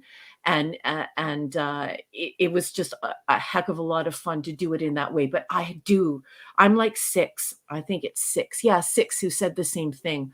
I have to sit in the back of the IMAX. I don't want to, otherwise I feel burfy. I don't want to feel burfy. Burf. Yeah.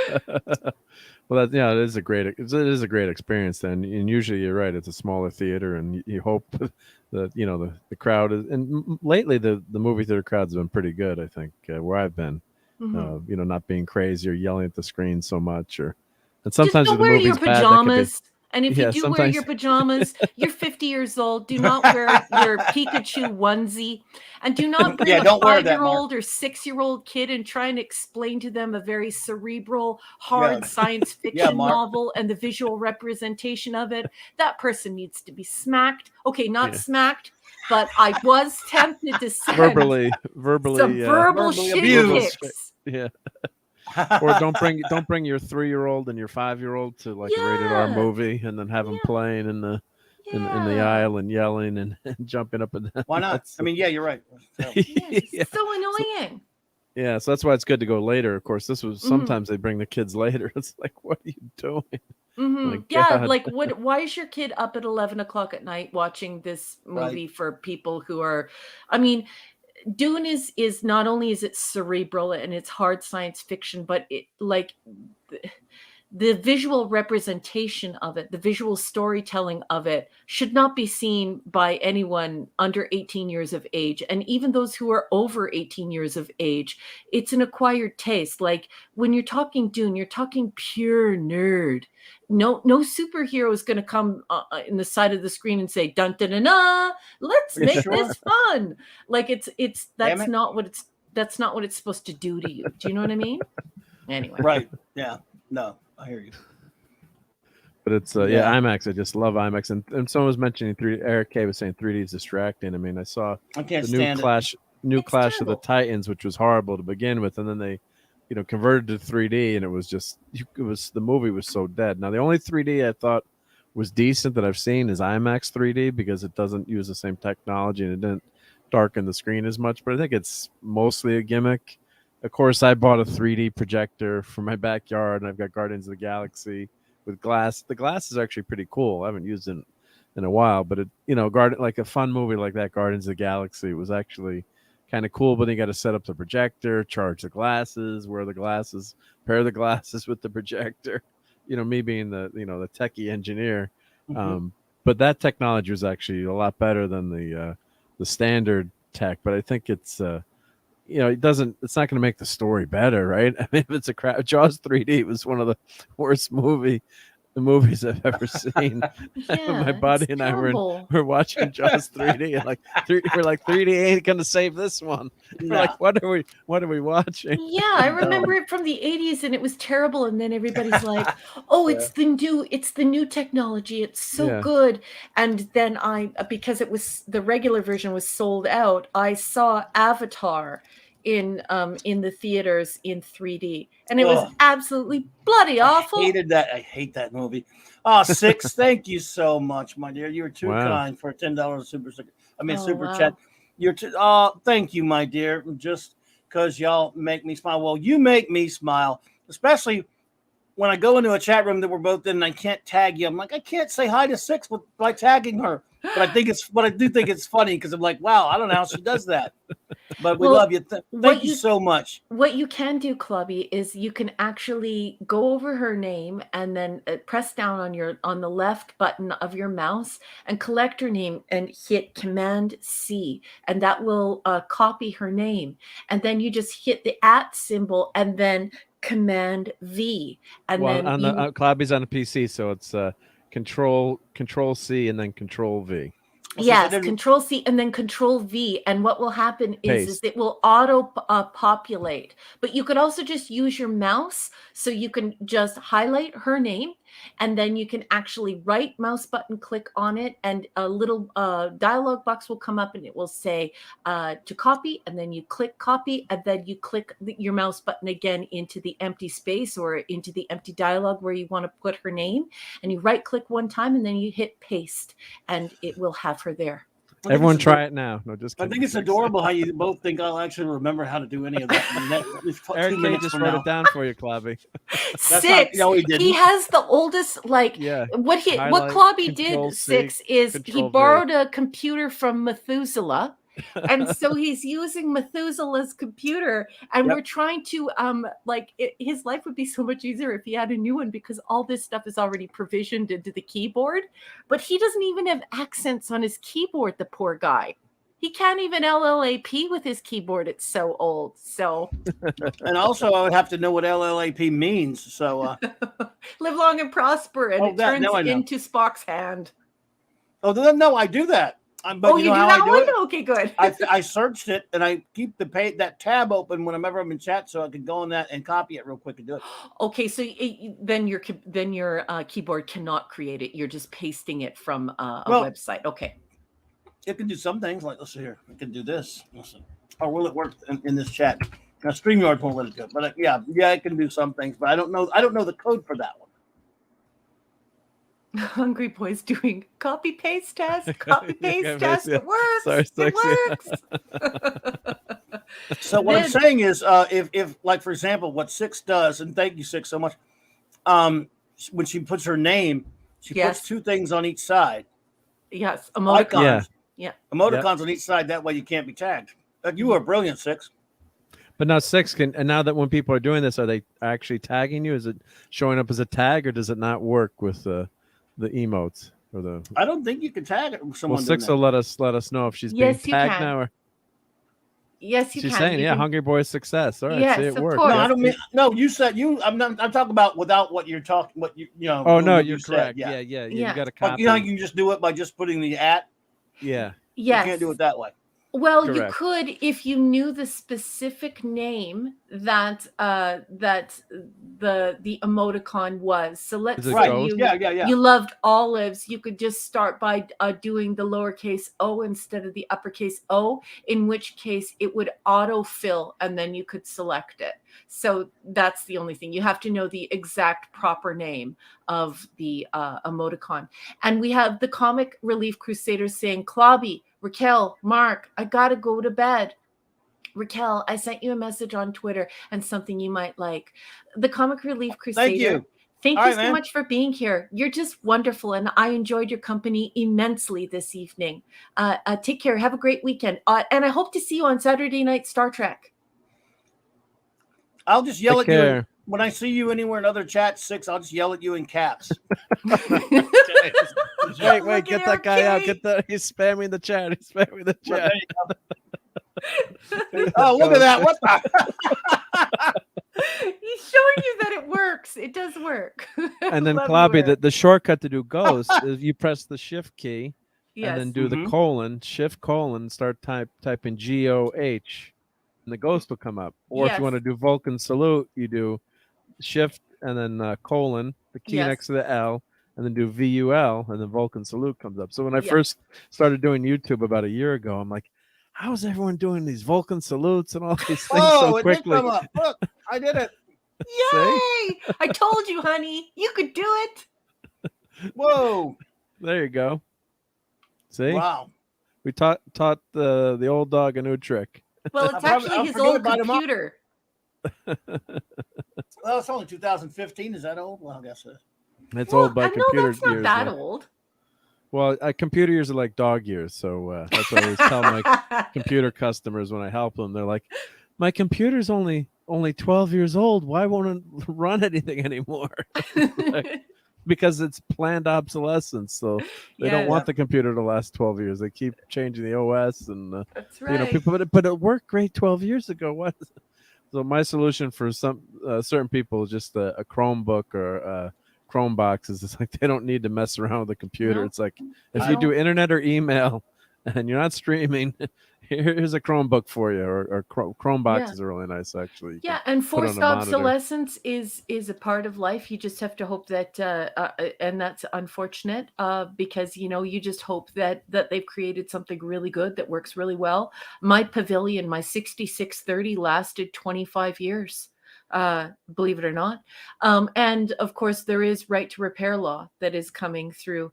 It's coming down the pipe, and Apple is preparing for that, because Apple is now, I believe, provisioning some of their stores with original Apple parts that are not used.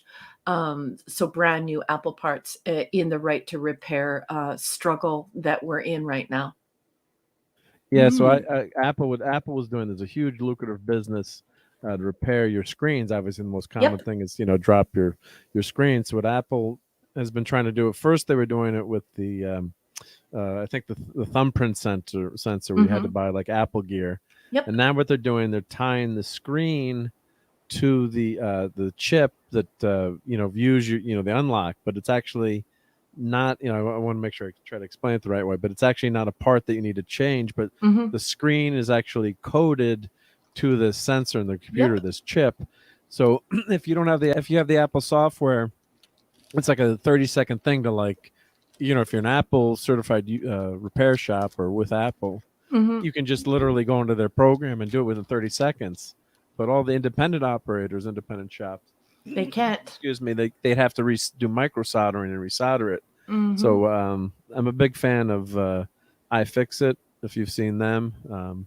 And they detail, and they're for the right to repair. So I've got a ton of old computers. So I've always loved PCs because you could actually fix them and change the parts and do things like that. So just recently last week, actually, I just changed my motherboard. Someone was saying that their computer was old, an old computer. I think it was Kyle said, yeah, he keeps upgrading. So I changed I basically gutted it. I changed the motherboard, CPU, new hard, SSD hard drive, and it's and the new new chip. So it's like 4 or 5 times faster because I had to do some big projects that I was working on with that charity dinner. So I'm like, I can't wait. Like you press the key, you do something, you have to wait like 5 seconds. But the software keeps getting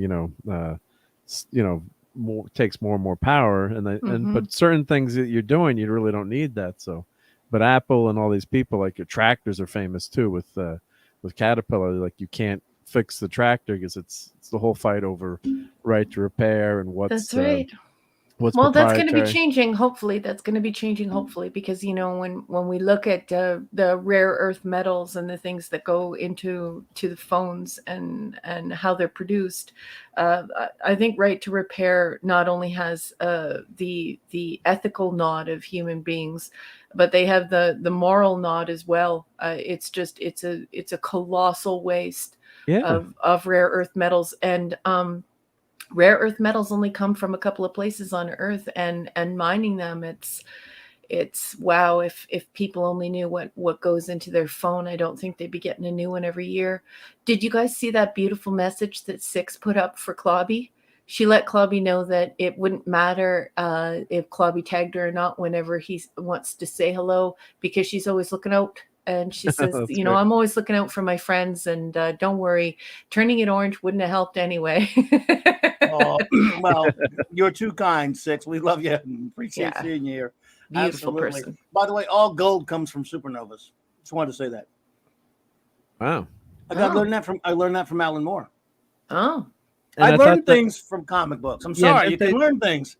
And didn't they also in Watchmen? Didn't they say that, he said that like all Dr. the gold? Manhattan said that, huh? Yeah, all the gold on the planet would fit like in something smaller than a football field. Or was that comics? Is it Watchmen, or where the heck did I read? Comic, but I mean, in Watchmen, Alan Morris, Dr. Manhattan says all gold comes from supernovas.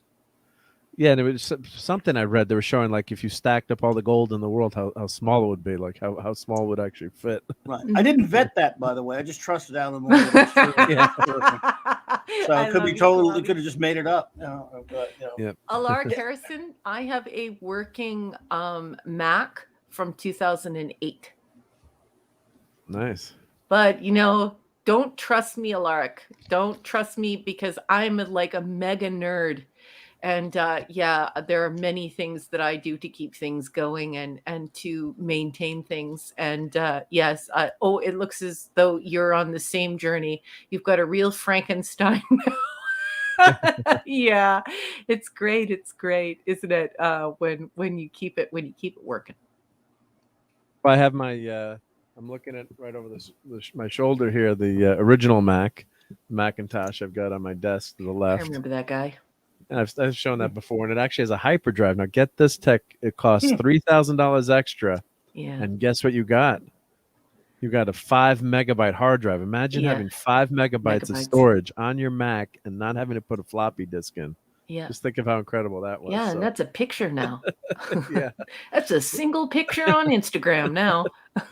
So I do have a bunch of the original Macs, and of course, because I collect computers too, in addition to silly action figures. So I've got probably like 100 computers sitting around, old laptops, the Model 100, Radio Shack, first laptop, some of those. So, and I was doing a lot of computer consulting the day, so people were throwing stuff out. Of course, it ended up in my basement / museum. You okay, Clobby?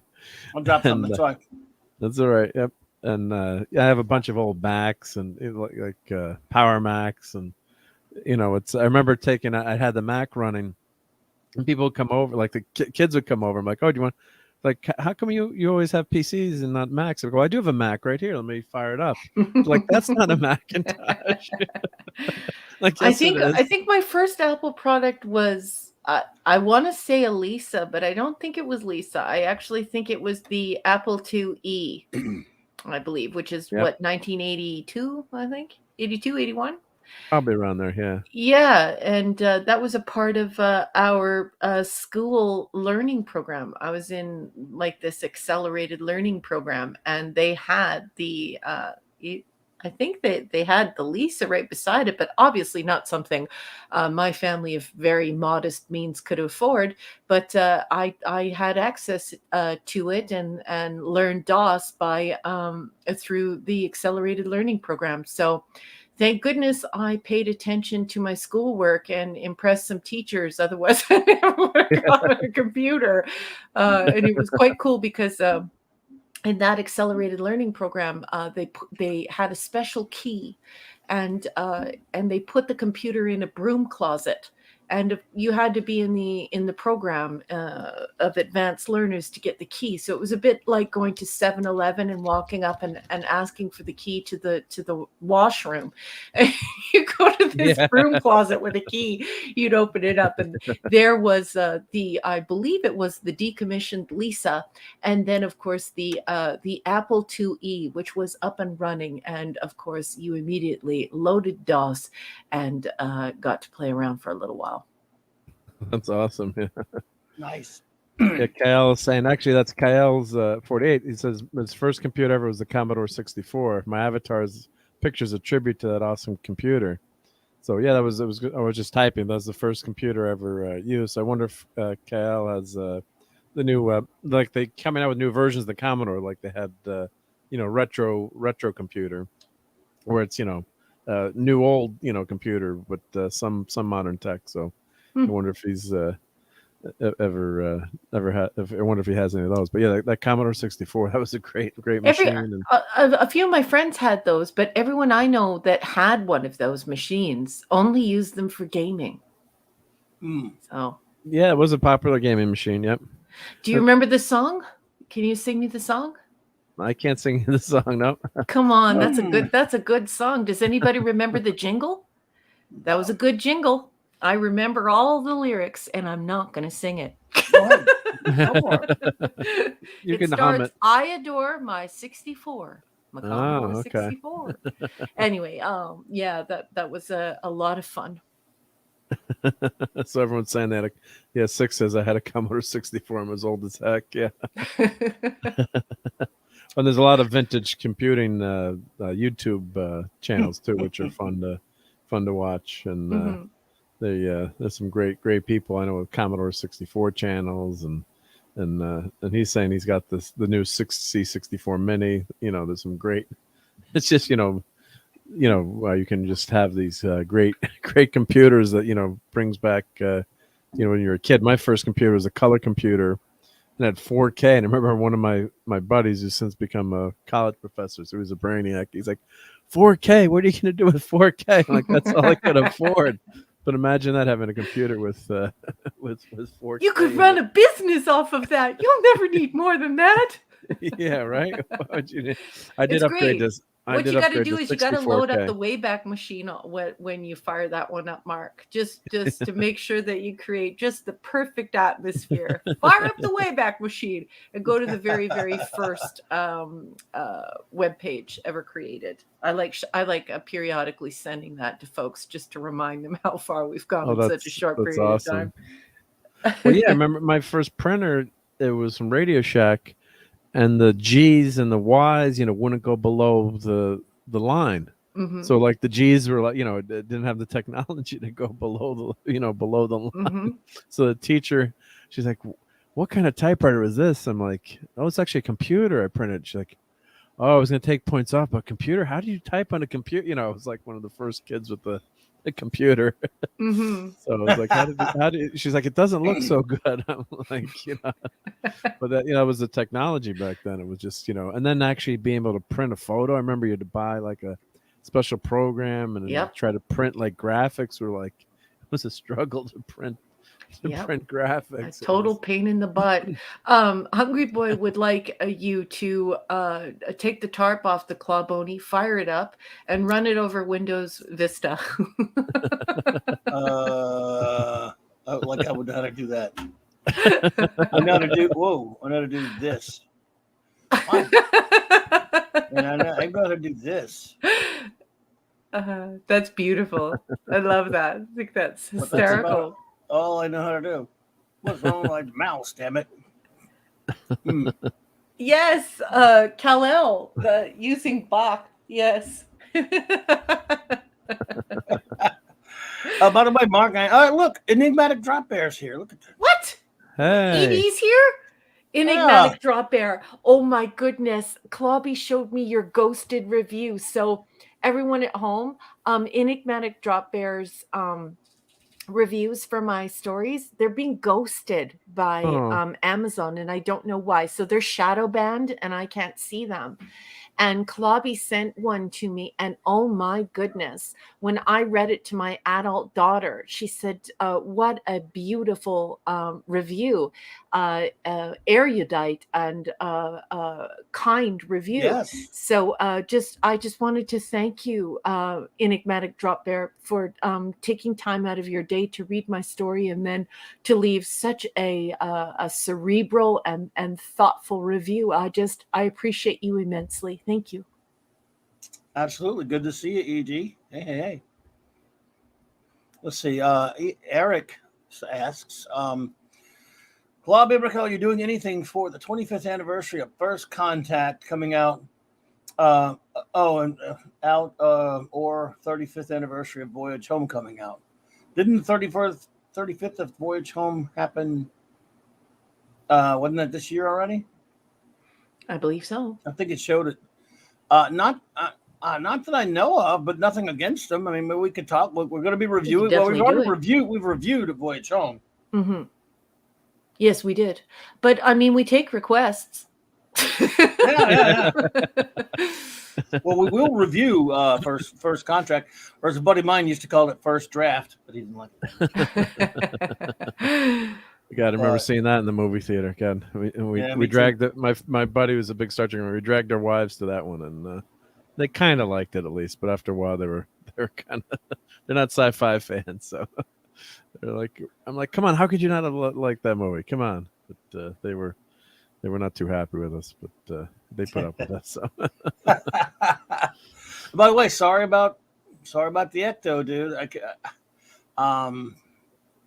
They didn't even know anything about it in the theater, and then Raquel did research on it, and today it wasn't even out anywhere today. It was what'd you say, the 11th?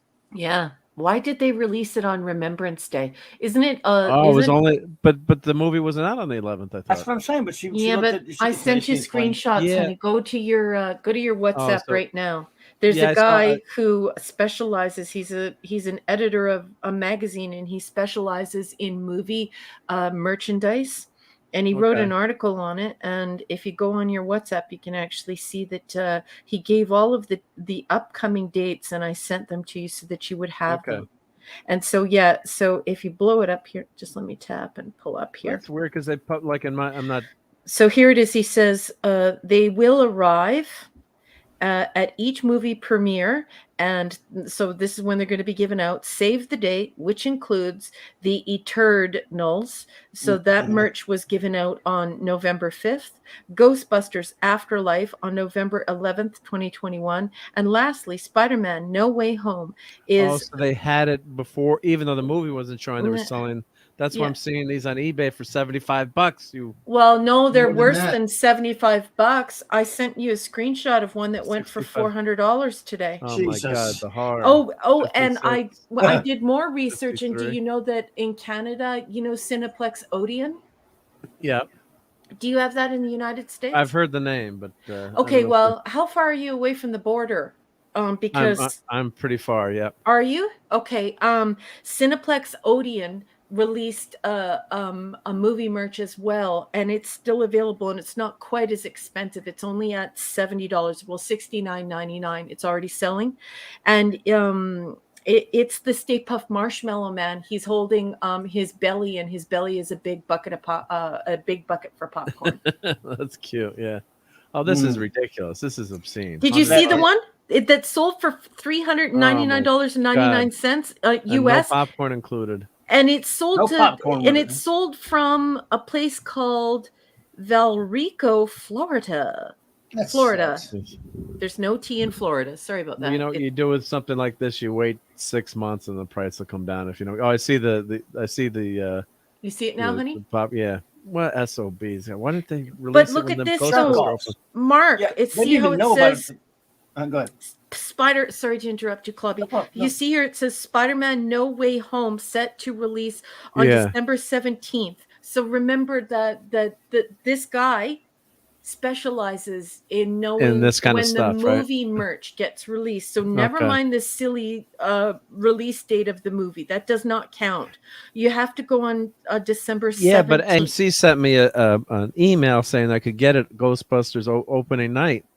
They're jerk faces. Yeah, look at the person who I sent to you, babe. Look at this. Look. I'm not disagreeing. I'm just telling you what and I know you're not disagreeing, but you got to see what they did here, which is what I think is freaking evil. Go look at the second photograph I sent you from what's this guy's name here? I forget this guy's name. Go look at the second picture and look at what it says. So he's already sold one in the last 24 hours, but look at what else he's got here, dear.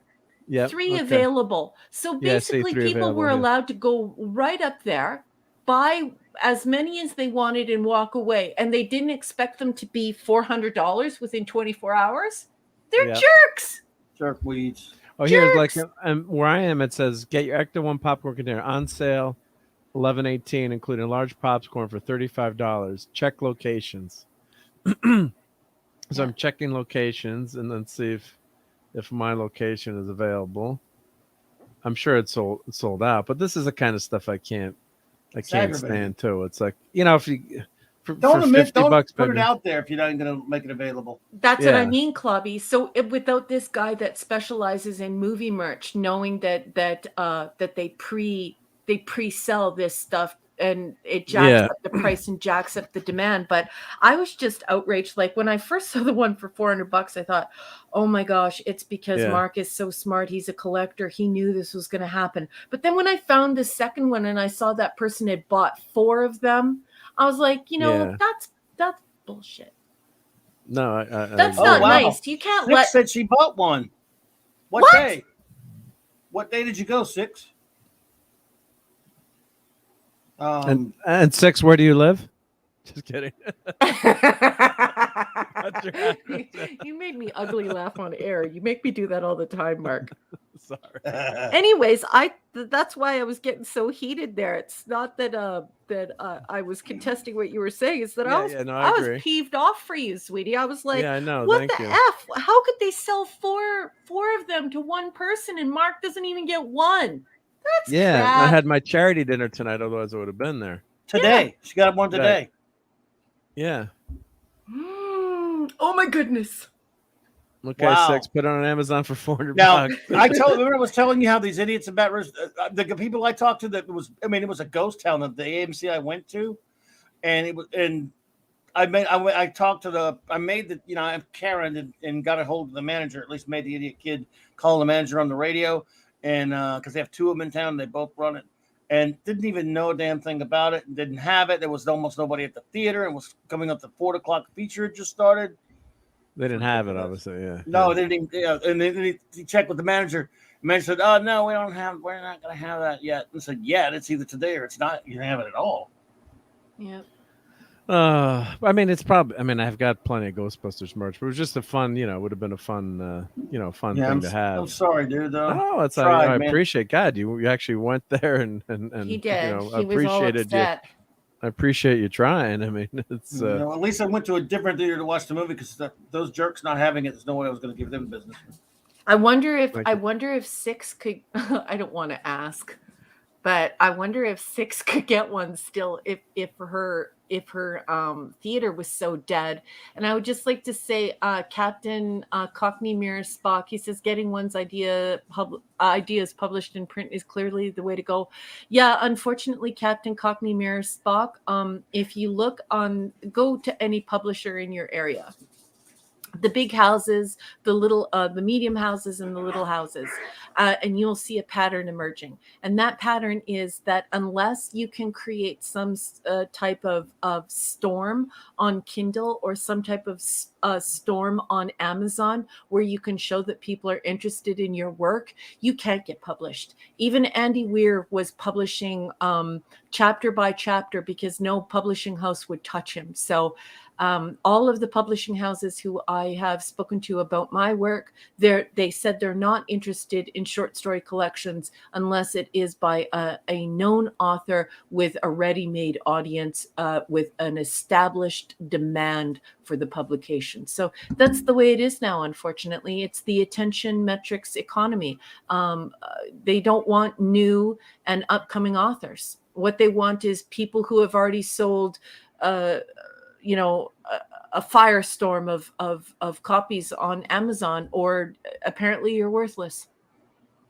Yep. Wow. I mean, Andy Weir was only because of the internet storm that he got that Yeah. people loved it. But here, let me show. So here's the Ecto one. We could win a pin. Me? Yeah. We was just gonna throw it up here on the screen. Yeah, Hungry Boy. Here we go. So the most upsetting part about it is that if somebody pays to buy my book, or my story, why would they ghost or shutter their reviews? And Enigmatic Drop Bear is not the first person who told me that happened. So if I rely on the reviews, at least show the reviews. Yep. Yeah. So they had it. I guess they had it tonight. Yeah, they had. Well, you could win a popcorn machine. Popcorn machine. See, I'm frazzled. A pinball machine, and some fan gear, and then here's the popcorn container on sale, 11.18, limited quantities. Nicole, you went to see your boyfriend. I love Nicole. I'm teasing. I'm joking, but normally I'm always. The funny thing is I'm always at these movies. Opening night. For these. Been going for years. Like probably like you said, you were doing Clobby with one of your buddies. Whenever there's a Marvel movie or one of these big movies, and back in the day. It was at midnight too, and they finally got smarter. They're like, well, why are we hiring all the people to work after midnight and paying them probably double, triple time? And so now they just open, now it's like 5 o'clock on Thursday or 6 o'clock on Thursday is the first show. So, it shows you how much people love Ghostbusters. Oh God, I appreciate that, Six. Yeah, if she gets one, she'll let me know. God, that's did great she of you. Say that? Oh, Six, yeah, that's I so love sweet. you. Yeah. Thank you, Six. Thank you. Yep. Really appreciate that. So I was looking forward to going and get. It's a fun memento. Like I've got I went with my nephew to go see Rogue One, and they had those in IMAX, which was really cool. And they had like special popcorn tins that you could buy. So I bought him a couple collector versions. So he's got that. So if he comes over, we'll have like, oh, remember we got Uncle Mark took me to see Rogue One, and we have our Star Wars popcorn tins, and at least Rogue One is a semi decent movie. We won't get into that debate, but and that was a fun experience. Good. And you get these mementos. Like I kept the I'm nuts. I had the Dune handout, so I went to see the David Lynch movie. And when was that movie? In the 80s or early 90s? 84. 84. 1984. So I have the handouts, and I tweeted them out a while ago.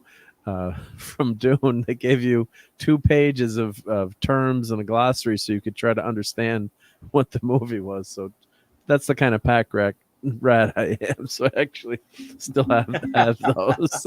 Wow. But yeah, this is cool. I mean, God, people love and you love the movie. I'm guessing I don't want to spoil it, so I guess we'll see. But a lot of people are liking this movie, so hopefully only the cynics don't like it. Well, that tells you we know why. They're criticizing Dune for the same reasons. So go see Dune. Just Dune. Yep. Just all day Dune. Some of the things that I've heard, the bad things that they've said about Dune, just absolutely, completely ridiculous critiques. Just absolutely ridiculous. I'm going to see it so many times. Did it have too much dialogue? it had no dialogue basically because Joking, well, I don't want to say no dialogue, like No, it I'm has joking, dialogue, but the thing is that I don't think that people realize that what he was doing was a completely visual presentation, and it was just absolutely beautiful. It was Mark. very beautiful.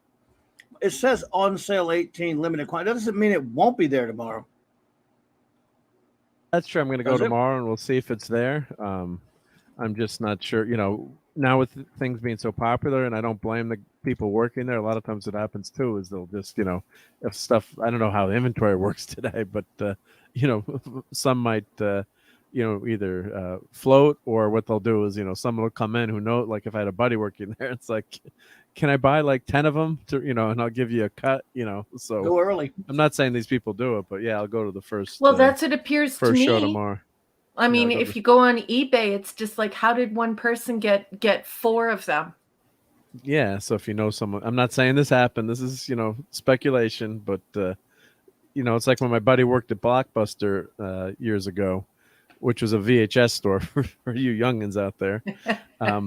So you know, when a new movie came out, you know, and he worked there, it's like, that fell behind the slot there, and that didn't make it back onto the shelf. So guess what movie we're watching tonight? You know, we're watching Top Gun. I'm trying to remember like what big movie, you know, a big movie that would come out, you know, that everyone was, you know, renting, and all the remember when the copies would all disappear. You know, there were 5 copies of like, you know, whatever the new, you know, the new movie was, and it's like, you know, so he's like, this is not a great job, but at least I get first run movies or whatever movie I want. So but it's capitalism, I guess. So Yep. Well, it's good and it's bad. Stuart Mitchell says, Raquel Briggs, that sounds the same as it is in the movie industry. They are unwilling to support new and independent creators. Well, yeah, that's just exactly it, right? It's just, I don't understand how you have to be famous before they'll look at you. That sounds ridiculous to me. That's not the way that the publishing industry works, and it shouldn't be the way that it works. But I mean, that's the way it does now. Everything is this attention economy. And books be damned, and creators be damned. I had one little 2 little brush-ins or brush-ups that sort of worried me, and that is that Disney. Somebody who worked in Disney Creative looked at my LinkedIn twice. So once a few months ago, and then once again a few weeks ago. And I noticed it and stuff. So you see that and you're just kind of like, oh, you know, like it makes you feel sort of weird, especially because, you know, you have people who are reading your stuff and you're a nobody, and nobody knows that you wrote that and it's your creative idea. So just the whole system, the whole ecosystem of having to prove yourself online and come with a ready-made audience, I think is just ridiculous. Like I think it's totally unfair. And I also think it creates a polluted ecosystem for storytelling. And how do you know that? How do you know there was a person checking your LinkedIn? Because that's a feature that you can see who looks at you, or and I took screenshots, of course, because I had to show her. I was like, Disney looked me up. Well, maybe they like one of your stories, I hope. Yep. Or I'm not going to jump to those conclusions, but I do think that it's weird that you have to put your work out there even if nobody knows who you are. And I'm not saying anything about Disney. I'm not saying anything about anyone. What I am saying is that you hear so many stories of people who wrote stories, and then they remain in obscurity, and then somehow their stories wind up in a movie. And I'm not trying to imply anything here, because I'm totally not implying anything. I'm just saying that I've heard that happen in the streaming community, and you can certainly see how they've created a situation that's conducive to that. So we have a couple of fairly famous writers in our immediate YouTube circle who have had their stories, who have had to fight in court over their stories. And if they weren't a part of the streaming community, nobody would even know who they were. But those are very clearly their ideas. And those ideas are now being used by a corporation. So I just think that it's I think it's weird and dishonest that an author has to put all of their work out there, basically make no money off of it at all, and then you just have to hope that enough people will come forward to say, yeah, I like this. Otherwise, you stay in obscurity, and sometimes, for whatever reason, your stories wind up becoming films, and then you have to fight for them in court. That's the new author ecosystem. I don't know. I don't think that's very good. I don't think that's a very good way to treat storytellers. And that's what's happening. Hasn't happened to me yet. I'm not so lucky. I'm still often in nowhere, right? Well, I guess that's they're trying to, as other people are saying, hungry boards, narcissism economy, insta scam or whatever. You've got to have that performance, like he's saying, on social media. Mm-hmm. Which is a kind of a shame too, because you'd think that a publisher would take a chance if they read a story and say, "This is fantastic," and this is original, and people are really going to like this, and let's take a chance. But I think that's why you're seeing so many sequels. This isn't rocket science. You see so many sequels because that's you're going to get your return on investment. The movie business is to make money. Let's other than some art films and certain vanity, quote unquote, vanity projects. I mean, that you got investors and they want to, it's just like the stock market. They want to get their money back. So what's a more surefire investment? And I'm not an investor. I'm not saying it, but Spider-Man, part 6 or some totally unknown property. So. And Dune, of course, is a well-established property. I mean, that's maybe more of a risk. It's more of an obscure niche, hard sci-fi. But now we're not even talking about Disney now, though. Now we're talking about even like small publishing houses. You have to guarantee that you're going to sell a certain amount of units before they'll even publish your book. But if you've already sold a whole bunch of units online to prove that people like your book, why would then people want to rebuy those stories? It sort of seems dishonest to me. It's like saying, okay, you bought this on cassette, but now you have to buy it on CD. I think it's a very dishonest process, and I think what we're doing is we're creating an ecosystem where new stories cannot be told, and new authors can't break the membrane, so they keep regurgitating the same stories over and over and over again. And Hungry Boy's saying, authors have been complaining about having to perform on social media. They started a decade ago. Yeah, and I feel the same way. And if I don't want to perform on social media. I refuse to perform on social media. I don't really want anything to do with social media. I like hanging out on YouTube with a bunch of nerds and geeks. But other than that, I have no interest in screaming at the top of my lungs and trying to get attention and acting like a weirdo on social media. I'm not even on Facebook. Thank God. Oh, what's it called now? Meta. I'm not even on Meta. It's a metaverse. It's a metaverse. Is it called that now? Well, the parent company is just like Google's actually the Alphabet company, so they have a holding company for the other, for the other companies. So, not that it changes the nature of the company, but but it's and then of course the other famous case is with STD. Oh, which didn't that premiere today? Oh, I missed that. Oh, did you see that. Robert? You should R&B live tweeting about it was pretty funny. Oh, that would have been classic to see. God. Oh, good. You can still see it. And he's a nice guy. He is. I mean, he was being as nice as you could be to that while calling it a piece of garbage, which it is. I think I saw one of his tweets today where he said the first 5 minutes, paraphrasing, showed exactly what was wrong with STD for Star Trek for the last 12 years or whatever. Well, he was brutal to Michael Burney, Mikey Spock. Well, she's the captain now, right? Yes. She's the greatest captain of all time, of course. But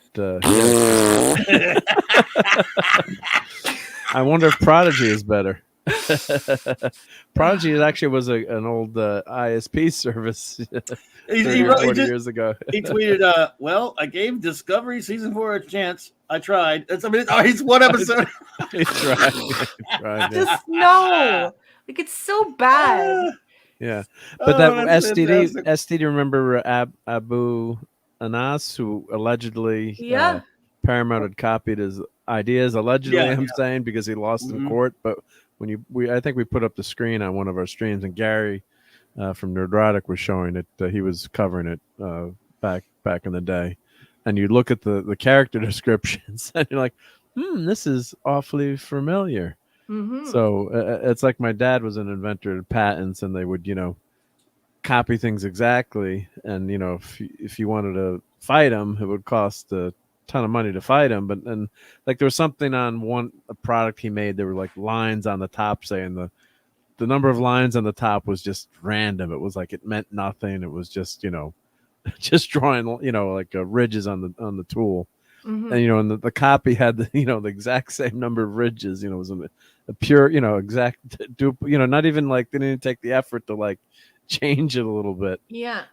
But it's but if you go to sue, it's going to cost you x dollars, and then what happens if you lose too, right? So well, this is what I'm saying. Like, I don't think people realize the normal publishing process, and that is, I come up with a book brief, and I say, okay, these are some of my ideas, and then I pitch them to a publishing house, and then the publishing house comes back and says, look, these are some really great ideas.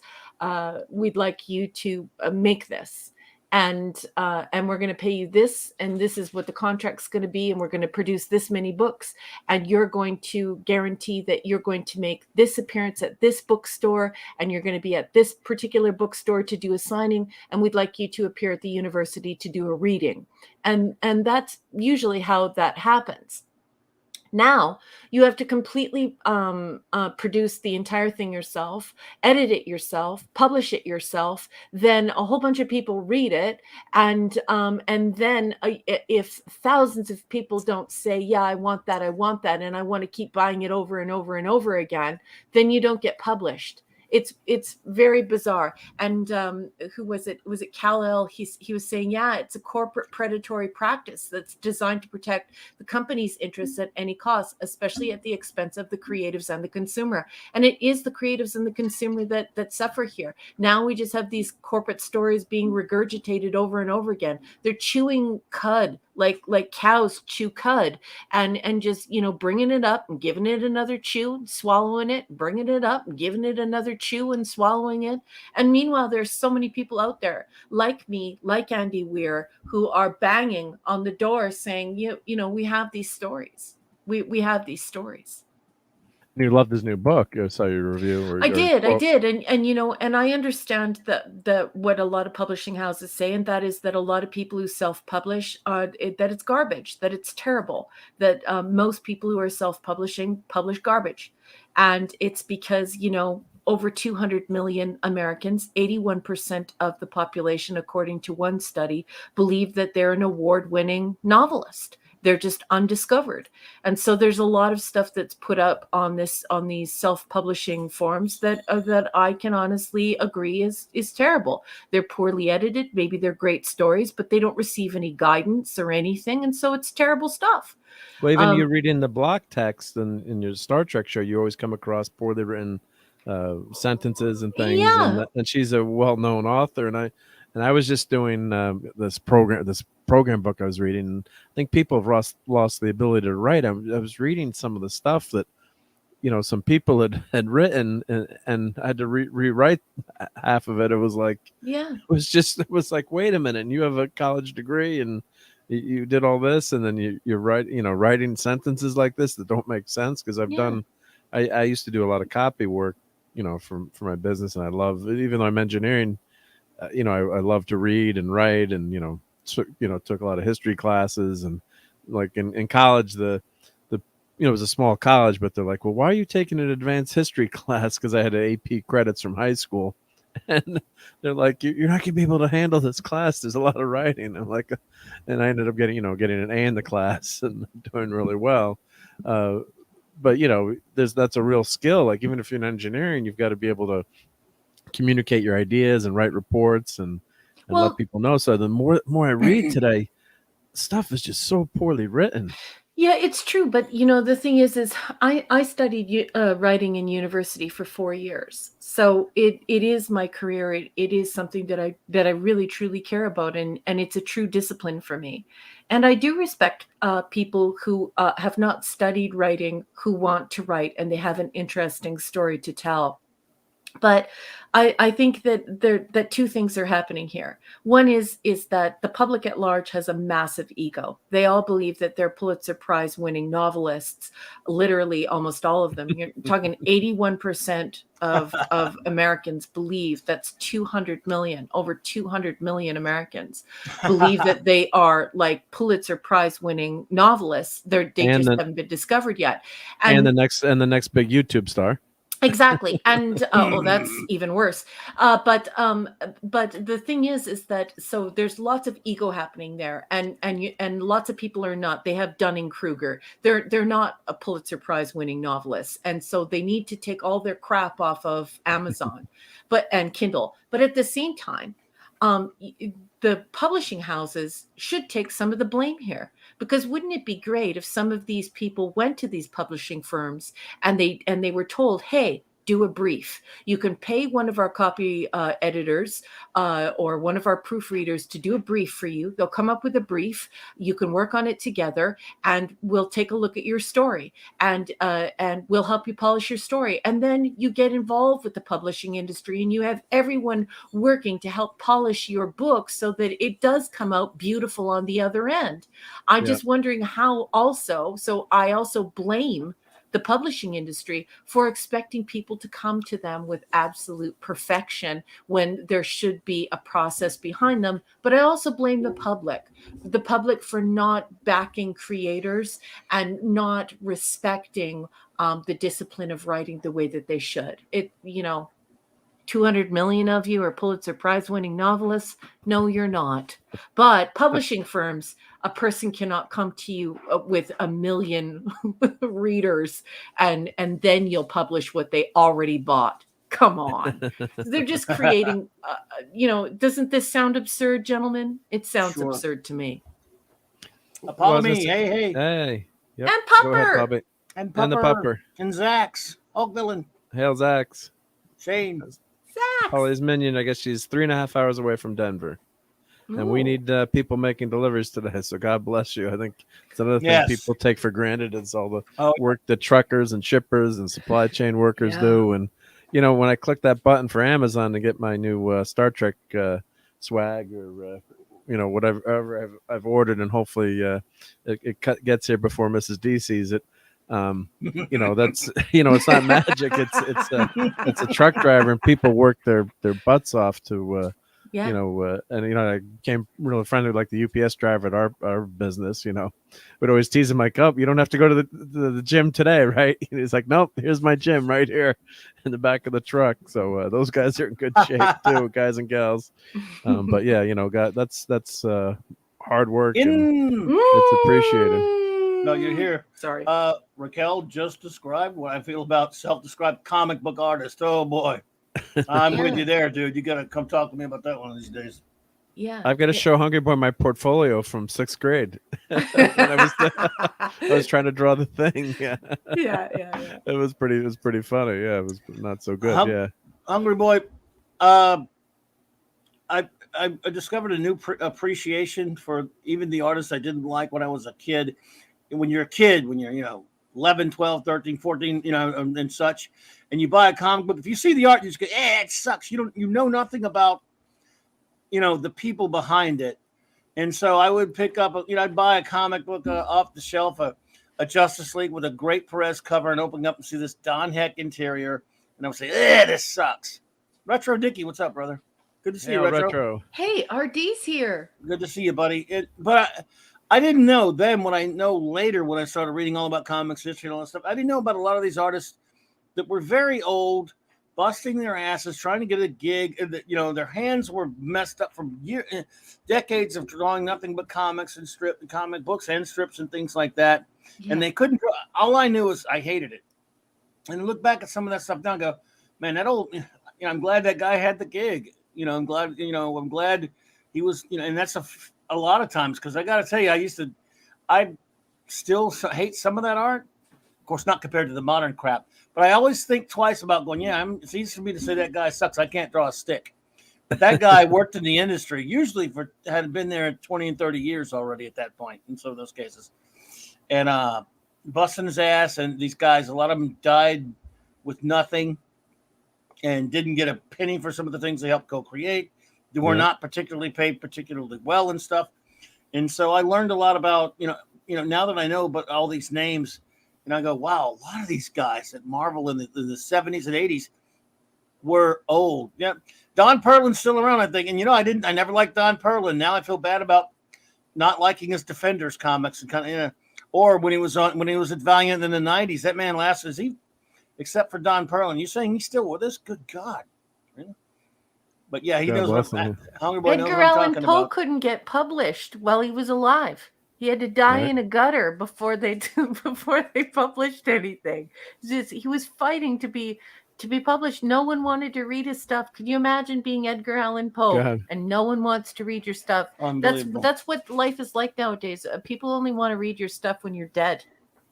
I mean, on the one hand, one nice thing was like, if you had like a vanity project, you can publish it or, get it out there. I'm talking like 20 years ago when this was first starting, like, my dad wanted to do a book on patents, so he was going to, just, do it and sell it. But this is before, the publishing craze took off. So I think it's getting abused now. Before, with technology, it was nice to be able to sell like, small quantities of a niche book, that normally you wouldn't have been able to do. But now, like what you're saying, Raquel, publishers are waiting for it to become a hit, making you, sell it and do all the work. And then, then they'll come up and, gobble it up once it's a proven commodity. So that's technology actually, working against you too. So, if we turn back the clock, 30 years, you would have had to, you would have gone to a publisher and they would have read your stories and, and either taken a chance or not, but you wouldn't have had to worry about social media and how many copies you sold and that kind of thing. Yeah, and there's a part of the writing process. That's exactly it, Mark. It's that they don't force anybody to read your book. What they do is they facilitate the fact that they have vetted your product and that your product is polished and beautiful.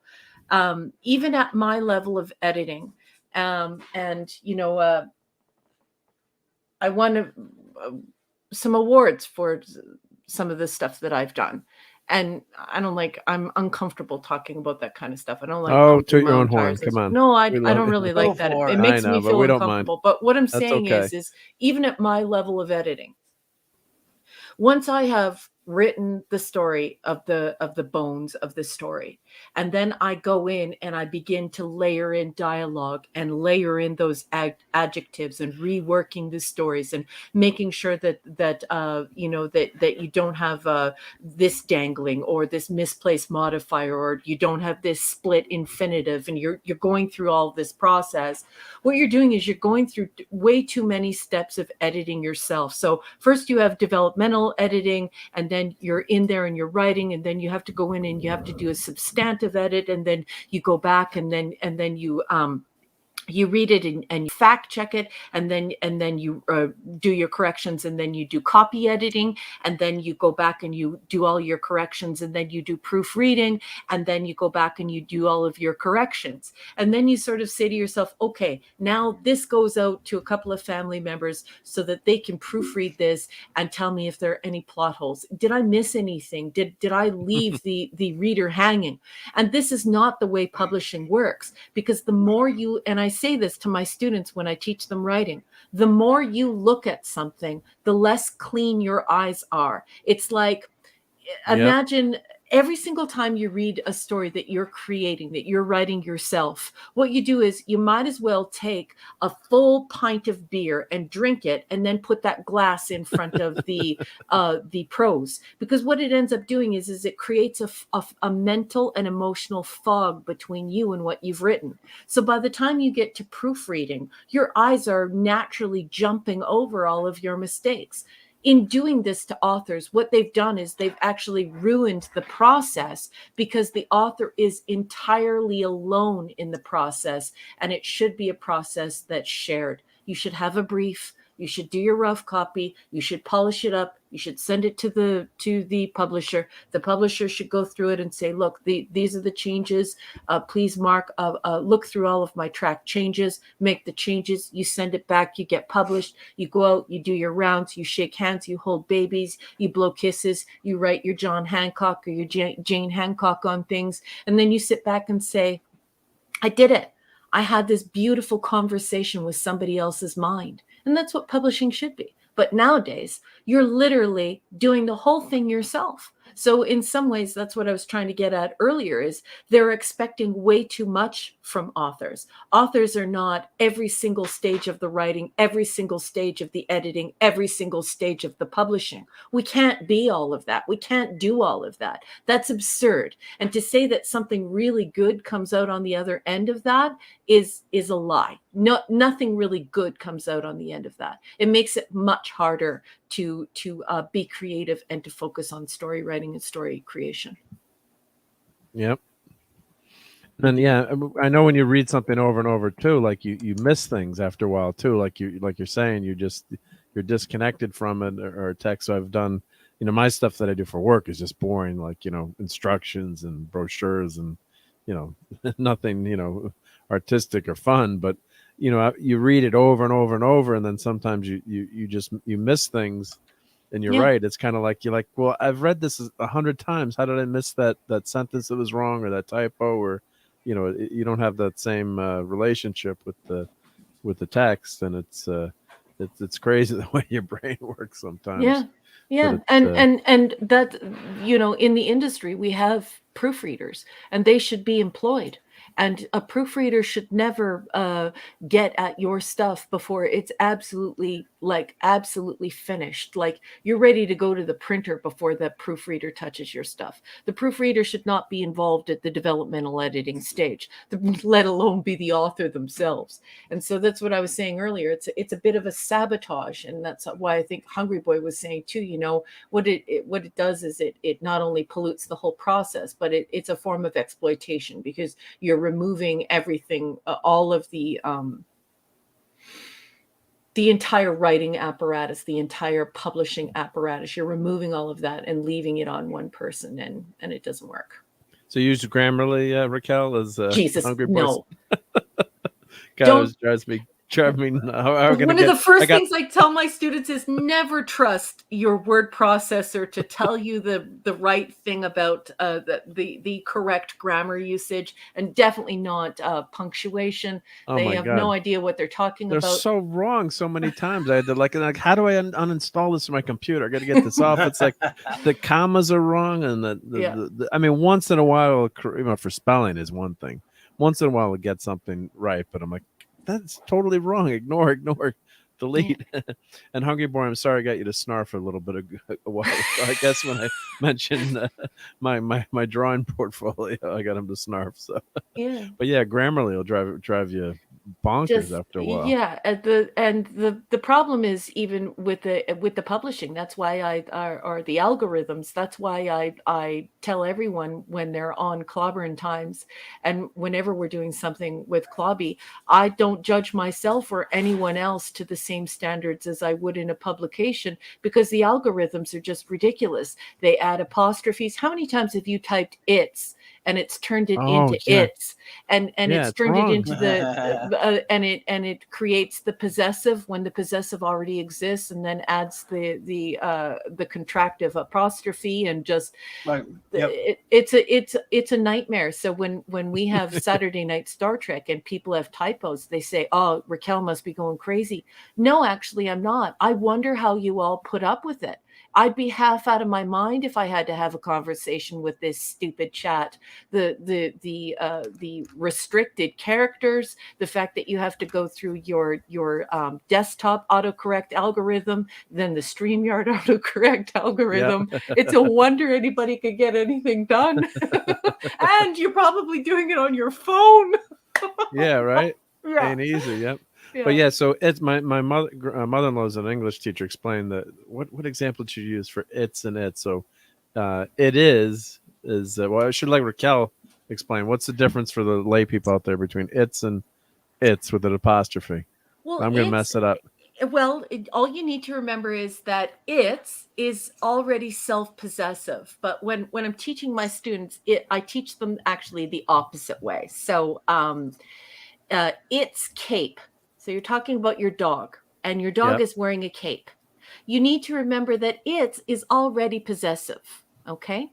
And if you're going to use it is, and you're going to use that contractive apostrophe, I want you to just remember that whenever you're unsure, pull it apart. So in other words, pull it out, because that apostrophe stands for a missing letter. And in that case, it is. So you wouldn't say it is coat. You would say it's coat. And that's how you know. You make the test, and that's how you know. And you could do the same thing when you're working with contracted forms of missing letters in the case of theirs. There's a cat.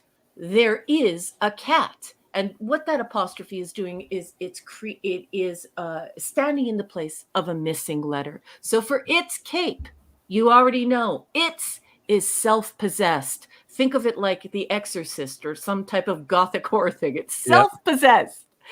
And if you add that little apostrophe, that is standing for the contracted version, which you must pull apart and address as it is. And that is the litmus test for the difference betwixt its coat and it is on like Donkey Kong. Does that make sense? Thank you, Raquel. I know I shouldn't have tried to explain that when we got the expert in the house, but that's probably the most common. Or like when you say someone's last name, like the Smiths are coming over, and then and you put apostrophe the Smiths. Like I have a friend who were joking, like that's totally wrong. The grammar police are gonna get you for that. You know, when the Smiths are coming over for dinner, it's no apostrophe. No apostrophe, because there's no possessive. And how you know that is you got to think once again, right? What are you pulling apart? Pull it apart. Pull it apart. Yeah. One is possessive and one is plural, and the plural does not require the contractive apostrophe. It is not required. So the Smiths are Smiths. Yeah. And if it ends in S, don't forget to add an ES. So the Briggses are the Briggses. BRIGGSES. Oh, you add an ES? Is that true, Hungry Boy? That Denny O'Neil never made typos? Good. Wow, that's it. Man, you know some info. The great Denny O'Neil, rest his soul. I love Denny O'Neil. God, I love this stuff. Yeah. Great. His Batman stuff. I mean, just, oh, God, he was so good. Yeah. Retro Dicky is now trying it. Yes, sir. That is correct. It's my shopping list. So it is my shopping list. Yeah. Yes. See, you learn something here every time. Well, of course you do. Right? It's funny that you asked me that, though, because when I teach my students, I actually am a highly visual teacher. So I actually make charts and teach my students that way. I wonder if I have one. I could show one by screen sharing. Just wait. I'll show you. Yeah, but even I do that. That's got to be easy, huh? I'm not kidding. Even I knew some of that stuff. Oh, good. Well, that's amazing. I'm glad. So, well, let's see here if I've got something on my desk that I can. Well, some of it. Those are my dogs, and they're constantly being mad because they're puppies. That's okay. What's this one? No, I don't really have anything on my thing right now, unless I were to send it to one of the guys through WhatsApp. But yeah, so I'm just a highly visual teacher, and I like to use charts and things like that. But if you ever have any more, like if you have extremely advanced grammar questions, especially about tenses and things like that, like the 12 tenses, I can definitely help you out with that. And I am a highly visual teacher. And Alaric Harrison, I guess, wow, I just realized I never use its. I think I always his or hers or the. So so where you're seeing is that is a lot of times you're seeing it with your pets. So it's fur coat. its shoes, its food, Yep. right? Mhm. And that's no apostrophe then. No apostrophe is required. Yeah. And remember how you know the test. It's self-possessive. So I want you to think of it as spooky. Think of the ghost. Woo, it's possessed. And then also the other test is pull it apart. What is happening when you pull it apart? That's what's happening when you're pulling it apart. Is that apostrophe is standing for a missing letter, in which case it would be it is. So and there Hungry will be Boy's asking. I was going to say there's going to be a test during Saturday Night Star Trek to see. No prize for people. Just Yes, no prize. Who gets to use it's the most times in the review correctly? Yep. Yes. So the trick actually for that I teach my college students for whom Hungry Boy is actually to answer the question. So you have to ask the question and then answer the question in your head, and then you know if it's who or whom. So how would I give an example of this? Geez, it's almost midnight. I'm used to being at my board teaching this, but yeah. So who does the bell toll for? And if the answer is him, so there's an M, or her, or there's an R, right? And it's not he, or then you know it's whom. So if the answer is him or her, it's whom. So who is the letter for? The letter is for her. The letter is for him. Does that make sense? You have to answer the question, and if there's a him, then it's whom, not a he. Does that make sense? Yep. I need my board to explain it, because I usually explain it visually, and it's also nearly midnight here and my brain is like scrambled eggs. Now you're making me want to wish I was back in school writing English papers. Do you really wish that though? All right, I lied. You got me. But six is enjoying it though. Yes. That's good. Yeah, imagine the recap of this show. We covered the use of the comma and the semicolon and the possessive form of it and its and whom and whose. Yep. Yes. We cover everything, right? Yeah. That's awesome. Yep.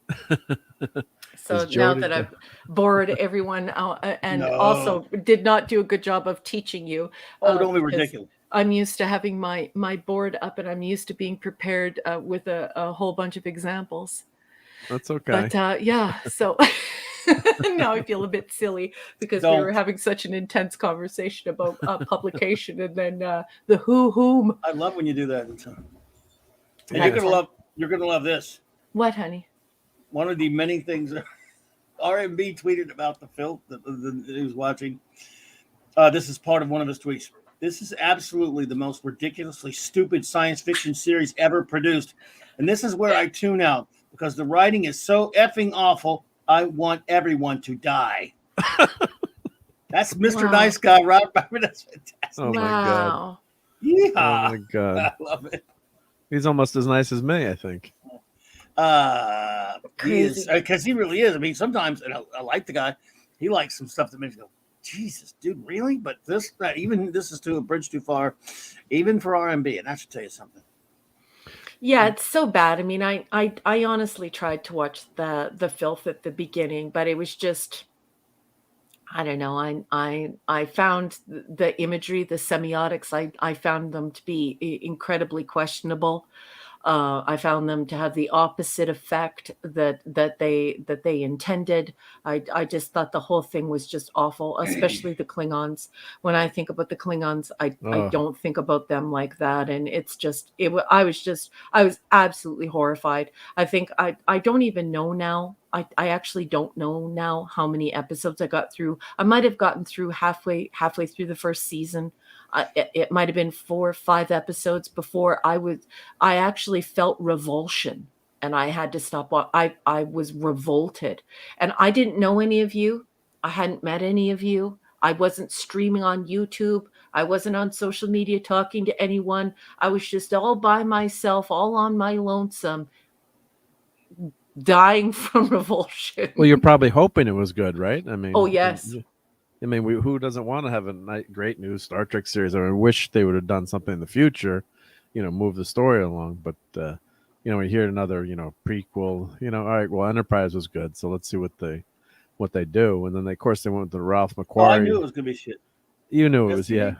Because look who was in who's charge. involved, yeah. But I mean, I'm not saying you couldn't hope that, we all hoped. But I did have hope. I did have hope. People make the accusation that I went into it to hate watch it. Nothing could be further from the truth. I wasn't even connected to the community at that point, so it wasn't groupthink. I wasn't I wasn't predisposed to one particular opinion or another. I went in incredibly excited to have another a Star Trek, and when I found that it wasn't Star Trek, I was horrified. And then the imagery, the semiology that was going on in the show was absolutely revolting. And Alar Kara said, yes, that is exactly the lesson that I teach my students. It's a really great test. And who and whose who and who are whom and who are is one of the most difficult things for people to learn. And what you have just put in the live chat is exactly what I teach people. And it's reliable. It's not perfect, but it's reliable about 90% of the time in grammar. So whom, am, and are, right? In him or her, and who is as in he and she. Yes, that is exactly how you do that who and who test. I think whom and who test. So thank you for putting that in the chat for me. Very cool. Thank you. But yeah, I went into it, wanted to watch it too. And I wasn't on the interwebs back then, in terms of, the community and YouTube. And I'm like, what are they doing? I was saying, this is just ridiculous. Some of the plot threads and what you get tagged as an ist and a phobe. We just want good stories. I mean, the writing is not good, and R&B does a fantastic job dissecting it. And like Picard, the P-Hard series was dissected so well by people on YouTube, and it's just we want. I mean, I went into it and I'm like, God, I want some good new Star Trek, and so they did the Ralph McQuarrie ship. It's like, well, why are they doing a ship that looks so different than the Enterprise? Like, if they'd said it, in the future and you had that design, like now that they've traveled to the future, maybe that would make a little bit more sense. But none of the ships look good either. The ships, I love models and building, and like you don't even want to make any of these spaceships. Like they made the Discovery, which with detached nacelles for for improved handling. It's like was the reason they gave it. So it's like you can't even have a model of it. Nonsense. Just absolute nonsense. For me, the thing with the P-Hard thing was I didn't like the interviews that he had given where he was saying that he was always he had created a din. So it was Patty Stew was no longer whispering about all of his misgivings about Star Trek. He was no longer saying the things he was on TNG about how he wanted more effing and effing, fighting and the other one. Mm-hmm. And he was no longer complaining quietly about his wearing the uniform and how he wanted to have a different uniform, and he didn't want Livingston, and he wanted to have a completely different character. Now he was coming right out and saying, I want it to be like Logan, or I'm not signing up for it. And when he started giving interviews like that to Vulture and others, I was really upset. I was like, okay, so really, like you want it to be like Logan? Yeah. And then I watched the footage of him when he was supposed to be, if you do the math on it, and I am a TOSer, but I do know a fair bit about TNG. But if you do the math on it, he should be, and you could check me on this one, but he should be about 126 when he goes flying through the air like that. And he literally flies through the air like backwards, like in a comic, and he flies several hundred feet and he gets up and starts running upstairs, and he's 126 years old and he's a human being. So I was incredulous. I was disgusted. I was just like, That's the Earl Grey. Yeah, you wanted to make this like the Marvel comic universe. It had to be like Logan for you, and now I've had to listen to you SHIT talk this in this franchise for this long, and now you're doing this. You've made a complete fool out of yourself. Your way sucks, buddy. And they have a murderer on the ship now, and the ship sucks. They're it's all like, murderers. Yeah, it's like the ship doesn't even look. The ship doesn't look good. It's getting back to that. Everything about it looks bad. Yeah, it's like, why don't you come up with a classic look? Of course, I'm glad they didn't, because then if it had a really cool ship, maybe I'd want to build it. But thankfully, they don't have a cool ship, and the series stinks too. So bad. It's just really, really, really bad. And that then they redid the Enterprise for Strange New Worlds. I guess they're trying to modernize it. It's such a classic design. That's garbage too. So complete garbaggio. And Macquarie, I guess, I appreciate him as an artist, and he did some fantastic designs for Star Wars, but that ship does not fit into that time period. I mean, they were going to use that for TMP, and thankfully they went away from that design and went to the classic refit, which is one of the, as we all agree, is one of the most glorious designs and in history. Don't understand, like, it's not like we're nitpicking, we're not being jerks. We just fell in love with a Star Trek where Isaac Asimov would phone Gene Roddenberry and say, that's wrong. In TMP, they actually phoned Isaac Asimov and said, is this the proper astrophysics for this type of space anomaly? And they had to walk Isaac through it. And this is verified. This happened on set. We've gone from that to the pizza cutter and the invincible 126-year-old man who is now Steve Austin. He can fly through the air and then just run upstairs. Like, it's a rapid departure. It's an incredulous rapid departure that people think it's nitpicking and all that. It's not. This is not nitpicking. This is staring you in the face. It's not the X-Men. This is Star Trek, and this. Well, is at least they didn't give him hair when they gave him the new body, right? They could have given him a full head of hair. Like, could you have made me at least 20 years younger, you SOBs? Why did you make me 100? So bad. It's so stupid. So bad. And the disco is TARDIS. It can go. It spins around. Which is so stupid, and it can go anywhere in time and space like a TARDIS. This is you destroy any credibility that you have. The verisimilitude is verisimilitude, as R&B says. As R&B always talks about. You destroy it for your stories because you got a ship it takes no effort to go anywhere. Yeah, which is a kind of crucial. Even at warp 9.9, there's some places that take a long time to reach. Now Doctor Who, it's a fantasy-oriented show that has science fiction in it. It's fine for a TARDIS, for the Time Lords who are thousands of years in advance of us to use it mastery over time, and they can go anywhere in just a couple of minutes in time and space. It's a different show. Star Trek, it kills. One of the many things that kills Star Trek is that kind of crap. Yeah.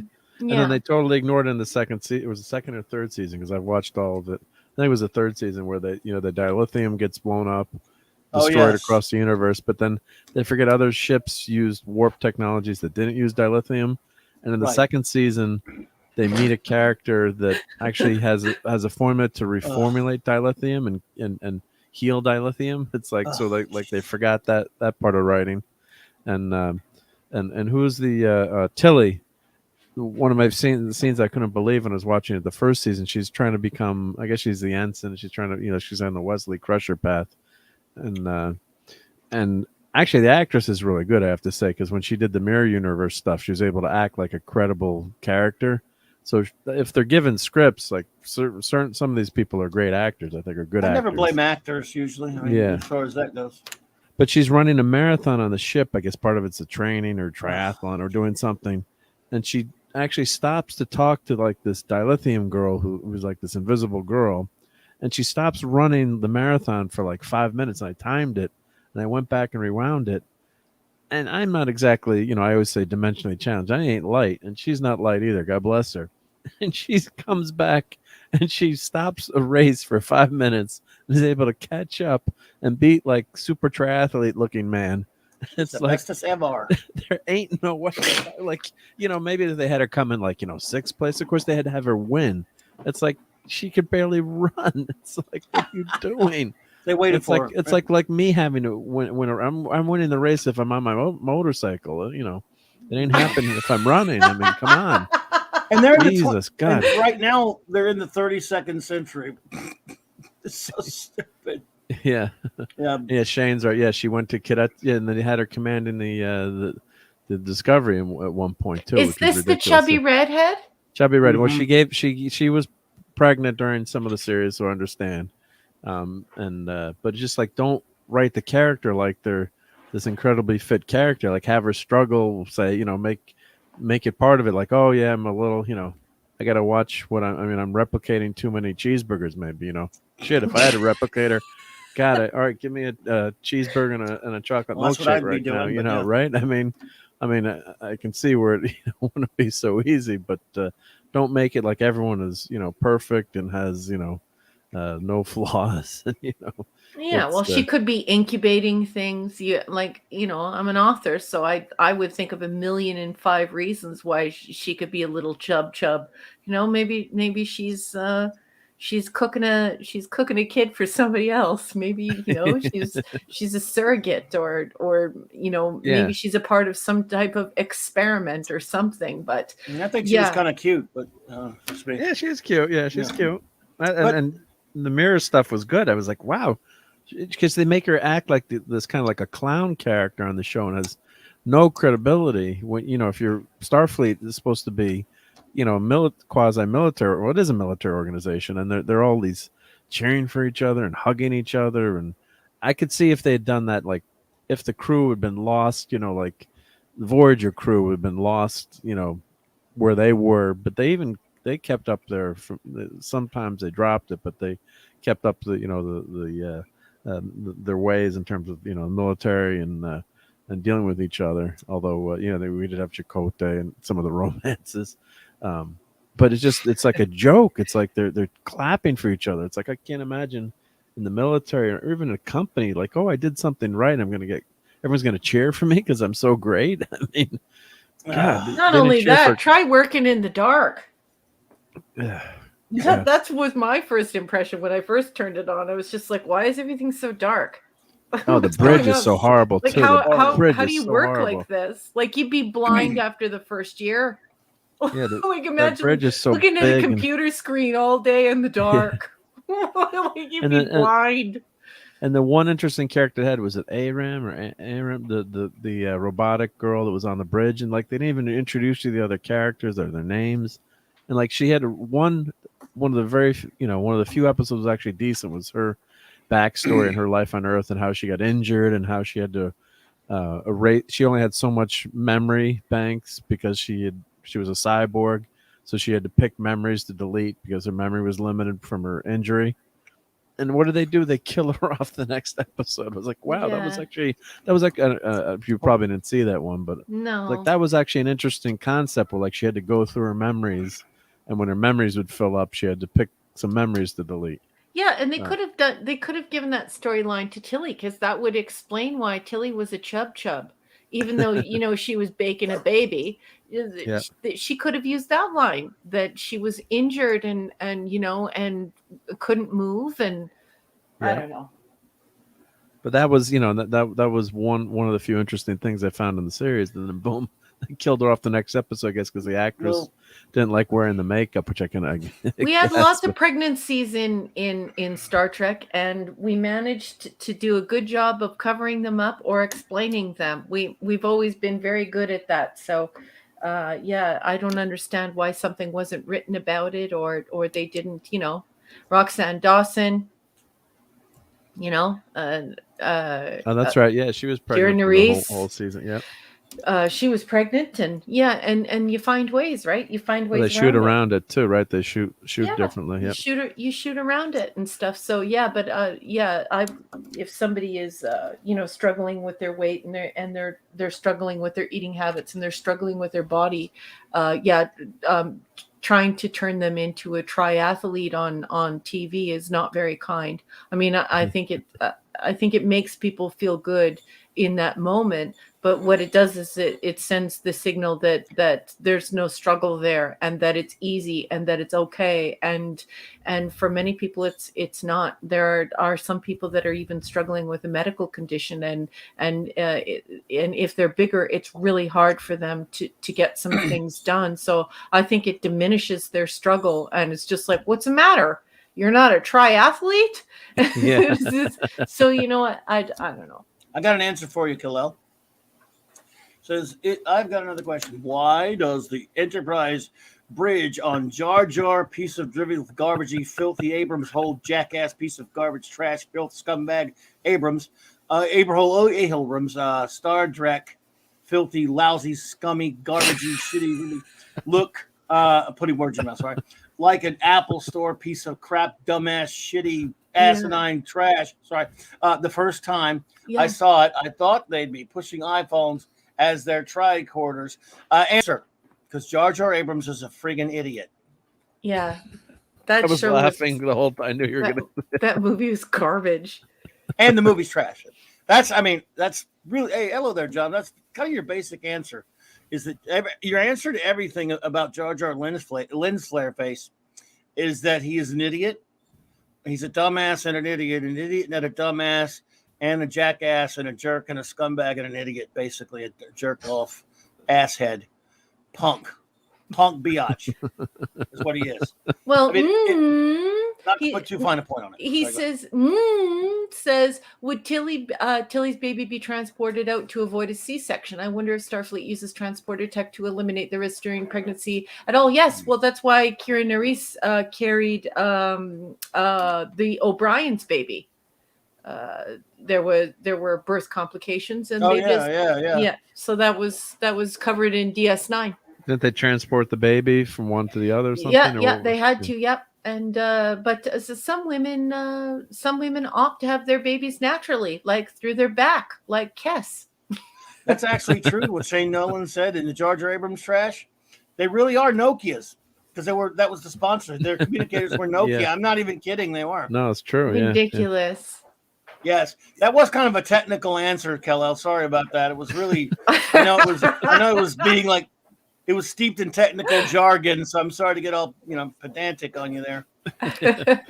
Yeah, well, the same thing with the STD bridge. It's like they make it so huge. It's like there's no warmth in it, or the characters are so spread far apart, and it's all glassy and glossy like that Abrams one. And it's the original bridge was just so classic. It works so well. Well, it doesn't feel like a ship anymore. It feels like the Love Boat. It feels like you're on, the bigger it gets, the more ridiculous it looks. That's why I really love Enterprise, even though I hate prequels. I love Enterprise because when it dialed back realistically. And everybody's talking about, all the tech, that all that tech was hokey. They had to bring up the tech. But it wasn't just the tech. It was the whole feel of the whole thing. It was just Jar Jar garbage. Yeah, it was bad. Yeah. The pneumatic drop bear says, "Oh yes," and the Star Trekky, filthy, trashy, scummy, gobbly. Oh, I'm sorry. 2009 bag of maggot-infested filth. People, that's the full title. I'm sorry. People who knew I was a Star Trek fan encouraged me to go and see it at the time. They said I'd love it. They were wrong, so very, very wrong. Well, I'll tell you this, ED. The one thing I'll say for that movie that is a piece of... I was about to do it again, sorry. Is that it's the reason we're all here, because it's why I started back in 2009. One of the primary reasons I started podcasting, I've been doing this for a little over 12 years, because I wanted to go after it, let's say. Let's put it kindly. And that's why I started this. Well, that and to beat up on the Snyder's Watchmen, but that's the biggest reason was this. And so I guess I owe Jar Jar Abrams maggot-infested filth for that. And by the way, when I say maggot-infested, I mean it is scientific fact that if you watch that movie one of his movies more than like 2 or 3 times, your eyes actually have eye maggots. You don't want to defile the claw bony. You don't even want to defile the claw bony with that. Was it city eels that would come out or no? Well, they're basically they're lens flare maggots. Lens flare A lot of people, maggots. they're basically flare maggots is what they're called. That's the clinical term for them. So funny. So funny. So yeah, I mean, again, and hey, folks, I mean, that's just science. Sorry, it's so funny. Well, plus STD is supposed to be set in the same time period as the original Enterprise, and they have all it's this about futuristic 10 years, bridge. 10 years before Kirk, supposedly. Yeah, but I mean, same relative time period. So why didn't they do something classic? Like, look at my, I always joke 735 and a half with Galaxy Quest, but look at the bridge in Galaxy Quest, or even the Orville. How much of course the Orville's a little more white to it and stuff, but at least it's more of a looks like a bridge. STD, it's like as a kid you had the AMT model, which that's one of the few things I lost. I had the AMT model bridge, and it was like so cool. You wanted to build that bridge, or I have the Mego bridge for my Mego figures, but this bridge, it's so just glassy and sterile, and there's no warmth there. There's no. I personally like the brewery for the engineering. The brewery for the engine, yeah. When they go through the turbo lifts, like it's a roller coaster. They had one episode. They just had one episode in STD this last season, and R&B was talking about it. And it's like that, and there was some of the Trek Yards guys were doing it. They're like, well, they're estimating like, well, the ship would have had to have like 75 decks or something and be like, 8 football fields wide, or and they had actually had the turbo lifts were actually like forming, and there was like this vast space. It was like a TARDIS basically. You're like, what the F? What's going on? And 2009 did that. Was in the 2009 movie they did the same crazy turbo lifts too, I think. I don't remember, but I know it had a brewery for an engineering. I know that much. Look in the chat. Clobby, please read that. Which one? Did you no, Wanda Kellel. If Apple had built the Enterprise, I'm sorry, Captain, I can't fix the warp drive since I can't remember my Apple ID and password. That's awesome, Kellel. And I do when I do computer consulting, the first thing that happens is, someone upgrades their app. Like, well, what's your Apple ID and password? Like, I don't have an Apple ID and password. Like, yes, you have an Apple ID and password. You used it 5 years ago when you got your phone. Oh, you haven't installed an app since. And it's like takes like an hour to, get your freaking. And what's the average again nowadays in 2021? Even the most advanced user only has 13 different passwords, but the less you know about computers, the more passwords you have. So like the advanced users have like 13 passwords, but everyone else they haven't updated any of their passwords, so they literally have like hundreds of passwords. Oh, it's so funny. Because I can't remember. Well, I use a password manager, so I have of course, with like 30 characters on everything. Yeah, you got to have hexadecimal, right? Yeah, make a crazy password, but monkey 123 or password 123. Yeah. Oh god. Well, that's how people get hacked too, because they use the same password for everything. So like security cam, or like when they go in and like. You have the same password for everything. Yeah. What's your password? PASSWORD 123. Yeah. Mine is insoluble. Mine, no one except my son who actually knows that. No one could figure it out in a billion years. That's got to have something to do with Blake 7 and Star Trek, though, right? It wouldn't matter if someone knew what it had to do with. We still wouldn't get it. Dad, man, what's up, bro? Hey, Dad man. Dad man, what's up, brother? We're waiting for you, Dad man. I could tell you, like, let's say if it were something to do with Superman or Batman or whatever, Fantastic Four, whatever it was. And you never guess. I could tell you right? that, and you still wouldn't get it. Yeah. But in this case, it's a show nobody else loves. Well, nobody else loves, but some people have seen it recently. But I've watched it, and still wouldn't get it. So your password's not Clobberin times? Okay, no. So you got it on the first guess, but no. Wait, where's the apostrophe go? That's the trick. Joseph. Yeah, Wesley is my favorite. Oh, John, I thought I trusted that to you in confidence by giving you my password, John. JR, and then you just tell the world. Thanks a lot, pal. Oh God, I love John. He's so funny. How many more episodes do we have of Wesley on the ship? Oh, Jesus Christ, the Wesley people, the When does Wesley. he Why? I don't No, know. Wesley. Can't be soon enough. Where's the Traveler when you need him? When does he leave? I think at the end of season 4 or 5. Can you put like a Wesley countdown on the show? Yes, like we have should. like an Yeah, episode Do you want me to countdown? get that for you tomorrow, and we'll put the countdown on? Have a countdown. We'd have to count it out. Yeah, but Okay. yeah, I will get that for you. I'll have that ready for you we'll give tomorrow. you credit. We'll give you credit for that, Mark. Thank Sure, you. good idea. Yeah. So The Wesley Crusher countdown. You only have so many more episodes to suffer. Oh God, self-insertion gone wrong. 10 more episodes till airlock. I really can't remember when he leaves. At least he got a normal uniform now, so he doesn't have that stupid uniform he had on the second seasons. The one that made him look like Rainbow Bright. My niece had one of those Rainbow Bright dolls.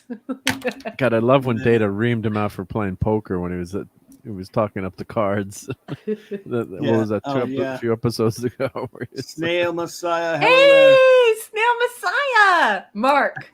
What you talking Keep about? your Wesley? escargot cravings to yourself. We're Snail friends here. Messiah's here. There will be no garlic and butter near you. There Don't will be worry. no garlic and no butter in front of you, Mark D. Good God, really? Man.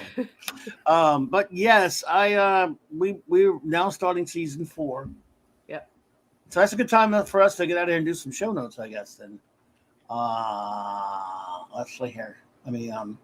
Before we do that, though, I would like for our wonderful first officer to tell us about her work and where you can find it while I get the link for it. I always lose it. Oh, thank you, Clobby. Clobby, you. The Clobberin Times community has been so good to me. I don't even know how to thank you all. Thank you so much for the reviews you've been leaving and for reading my stories and for just having that conversation with me on the page. I'm incredibly flattered. Do you like Philip K. Dick? Do you like H.G. Wells? Do you like Edgar Allan Poe? Do you like science fiction and short stories? If you do, you might like my stories. And they're on sale on Amazon right now. I'm trying to drum up some interest in them so that I can do a short story collection. I'm not charging much money for them. I only make a few cents off of each one. But what's most important to me is that you leave a review. So if you like my stories, please leave a review. And I just want to say thanks again to absolutely every single person in this community who left these brilliant, articulate, wonderful cerebral comments on my work. I appreciate you so much. I appreciate your support and your time. Thank you. Absolutely. Thank you so much. We'll see. Show notes is kind of what we've just been talking about, y'all. Saturday night is all right for a fight. It is. That's a song too. So everyone knows that song, right? Come on. Yes. Done. Yep. Okay, just making sure, man. I was gonna be in some trouble. No, me to you're try to good. You're sing it, good. though. I'll have Saturday 2 night's pounds of all puppy right, having a fight. Yep. There you Saturday go. night. 2 pounds of puppy. We'll be fighting. Yes, indeed. For Do the season hardcore 4. cell announcing the puppies fighting. Oh, yeah, that's right. Saturday night Star Trek, The Next Generation Season 4 episode reviews. We're back for another spectacular season on Saturday night.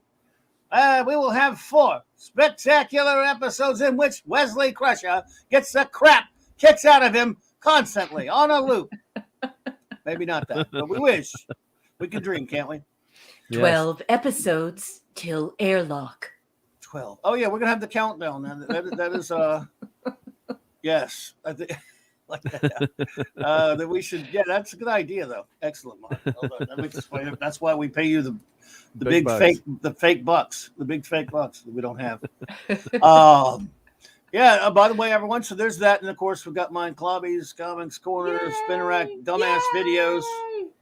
I've got some dumbass videos out there for you interview comics fans. Those are great. Please. I love your videos. I hate them. No, you can hate them. Just say you hate them. Makes me feel better. No, I love them. Where you can see this and this and this and comics. Ooh. Oh my, yeah. By the way, this new video, man. That week 3 in November '71. Wow, what a bunch of bursts there. Wow. Anyway, tonight on Monday Night Football, we have O.J. Anderson, a Super Bowl champion. That's why Mark was late, but late for a good cause. Yeah. And go get that Ecto. You'll probably Tip jar tomorrow. Tip jar, Clubby. Oh, great. Thank you so much, Dad, man. Walking on. Had to do it for the great cause. You're too kind, buddy. I know it's a crappy Cosell impersonation, but thank you so much. You're too kind, Dad, man. It's good to see you, man. Stuart Mitchell, yes, they should be. You should be able to completely download them into a PDF file on Amazon. They say that I've been assured in my contract that they can be downloaded on literally any device, and you can also purchase them through your Kindle. But through Amazon, you can download them from any device, and then just go ahead, open it up, and then click File, Save As. You could also right-click on the file if you're on a Mac, and when you right-click on it, it will say Open With. And if you hit Open With Preview, you should be able to save it as a PDF on your Mac. I was wondering about that because I don't have a Kindle. I was looking at actually, I was going through some of them on Amazon, and I don't have. I mean, not everyone has a Kindle. You can just save it on your computer, right? Yeah. Well, you can get the Kindle app too. So you can I have that. I had the Kindle on your PC. I'll just post it here. Oh, okay. So you can actually get it in the App Store. So you can use it on PC and Mac as well. So if you wanted to read Raquel's great works, you can actually read them on the PC or your phone, I guess too. If you had any kind of tablet, iPad, you can put that Kindle app on. That's how I read some comics too. So you can put that on and use the app. So don't have to just use the Kindle. Yep. Snail Messiah, thank you. I'm honored. Next time I play Fallout 4, I will make Clobby'S comic story. You call with spin racks filled with comics and comic posters and walls as part of the vanilla game. Yeah, Clobby'S Comics Corner is the comic first shop I worked at was called Southland Comics. I later owned one called Mega City Comics and later ran one called BSI Comics. But yes, Clobby'S Comics Corner is the time machine one, of course. So thank you. I am honored, Snail Messiah. Anyway, so look. Oh, and Joe just bought Raquel. Sorry, he just bought them. I think I got them tonight. So just so you see that. Yep. John, thanks, man. Thanks, John. Thank you very much. Fantastic, John. Appreciate that. And Eric posted it again. There we go. Thank you, Eric. Love you, Eric. Well, thank you. So many wonderful, fantastic friends were here tonight. I don't know if I can remember them all because you know my dumb memory. But I want to thank, of course, the great Eric K for being here, man, buddy. Good to see you. I hope you're feeling better, brother. Yeah. John JPLRPH1, John, buddy. Thank you for being here. Enigmatic Strawberry, it was great to see you, my friend. Yeah, wonderful person. We had lovely ladies here, though. We had six. So wonderful to see you, Sherry. Lovely to see you as always. We had. Courtney was here. Mm-hmm. We had Netters. That sweet lady Netters. She's a nice lady here. Yeah. Yes. She also popped in. Everyone, my memory. It's Garbaggio, as I like to say. Thank you so much, Kal-El, our good buddy Kal-El. Appreciate you, man. Thank you so much. Well, hello there, Andy Masterson.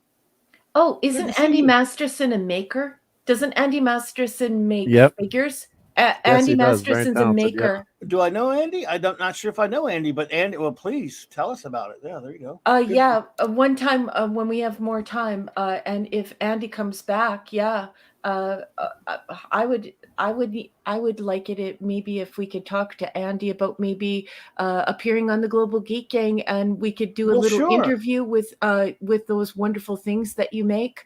I notice you make all different sorts of figures, and you're making them from scratch. Andy, custom, beautiful, custom, just absolutely beautiful. And I was just blown away by your work. And now you're following me on Twitter. I'm so flattered. You're such a sweet man. So Andy, could you please reach out to Clobby? That'd be wonderful if you could do that for us, please.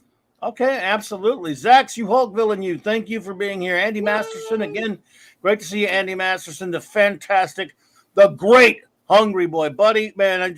We have so much fun hanging out with you. We really appreciate you, my brother. Amazing, yeah. Thank you, man. You're such a great friend of the show, bud. Here's Andy's channel too. Let me put it up. Okay, go ahead. Dad, man, brother, always a pleasure. Thank you again for that super chat. I appreciate you.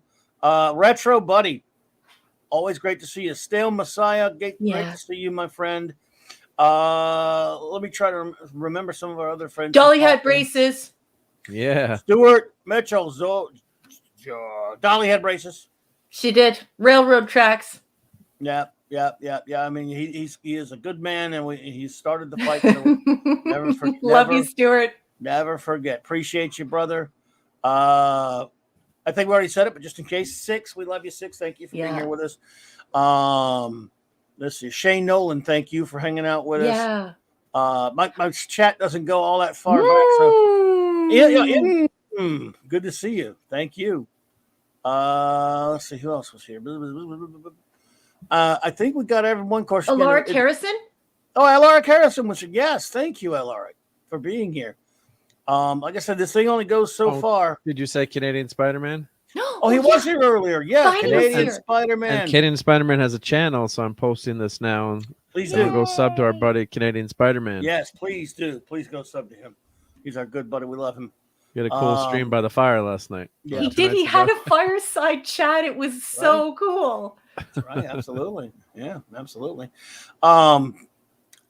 I do apologize if there's anyone I forgot. It's only because I'm old, but I'm sure there's somebody that was here, because obviously, somebody, anyone lurking, by the way, we all love you being here as well. That's for sure. Yeah. But I'm sure that we had some people at the beginning. We've been on for almost 4 hours, folks. So I'm sure there are going to be people that I'm forgetting, and I do apologize for that. But if you were here tonight, we thank you for Clobby'S Clubhouse. We are going to sign out now with our wonderful intro, outro, extra, made by the extraordinary. Well, thank you again. Good to see you again, Sherry. We really do love seeing you pop in. Night, beautiful. We love everybody. Beautiful girl. Thank you so much there. And thank everyone who hung out with us on the Global Geek Gang Doctor Who Roundtable earlier this afternoon. And by the way, I hope you all, and those of you who have seen Ghostbusters, hope you enjoyed it. And or if you haven't yet and you go see it, I hope you enjoy it. Dune. How you doing? Go see Dune. Go see both. While it's still in the theaters, yes. Well, there you go. Let's see here. Let me find it. So have a wonderful night, morning, whatever it is for you. We're not going to judge. Good night, everybody.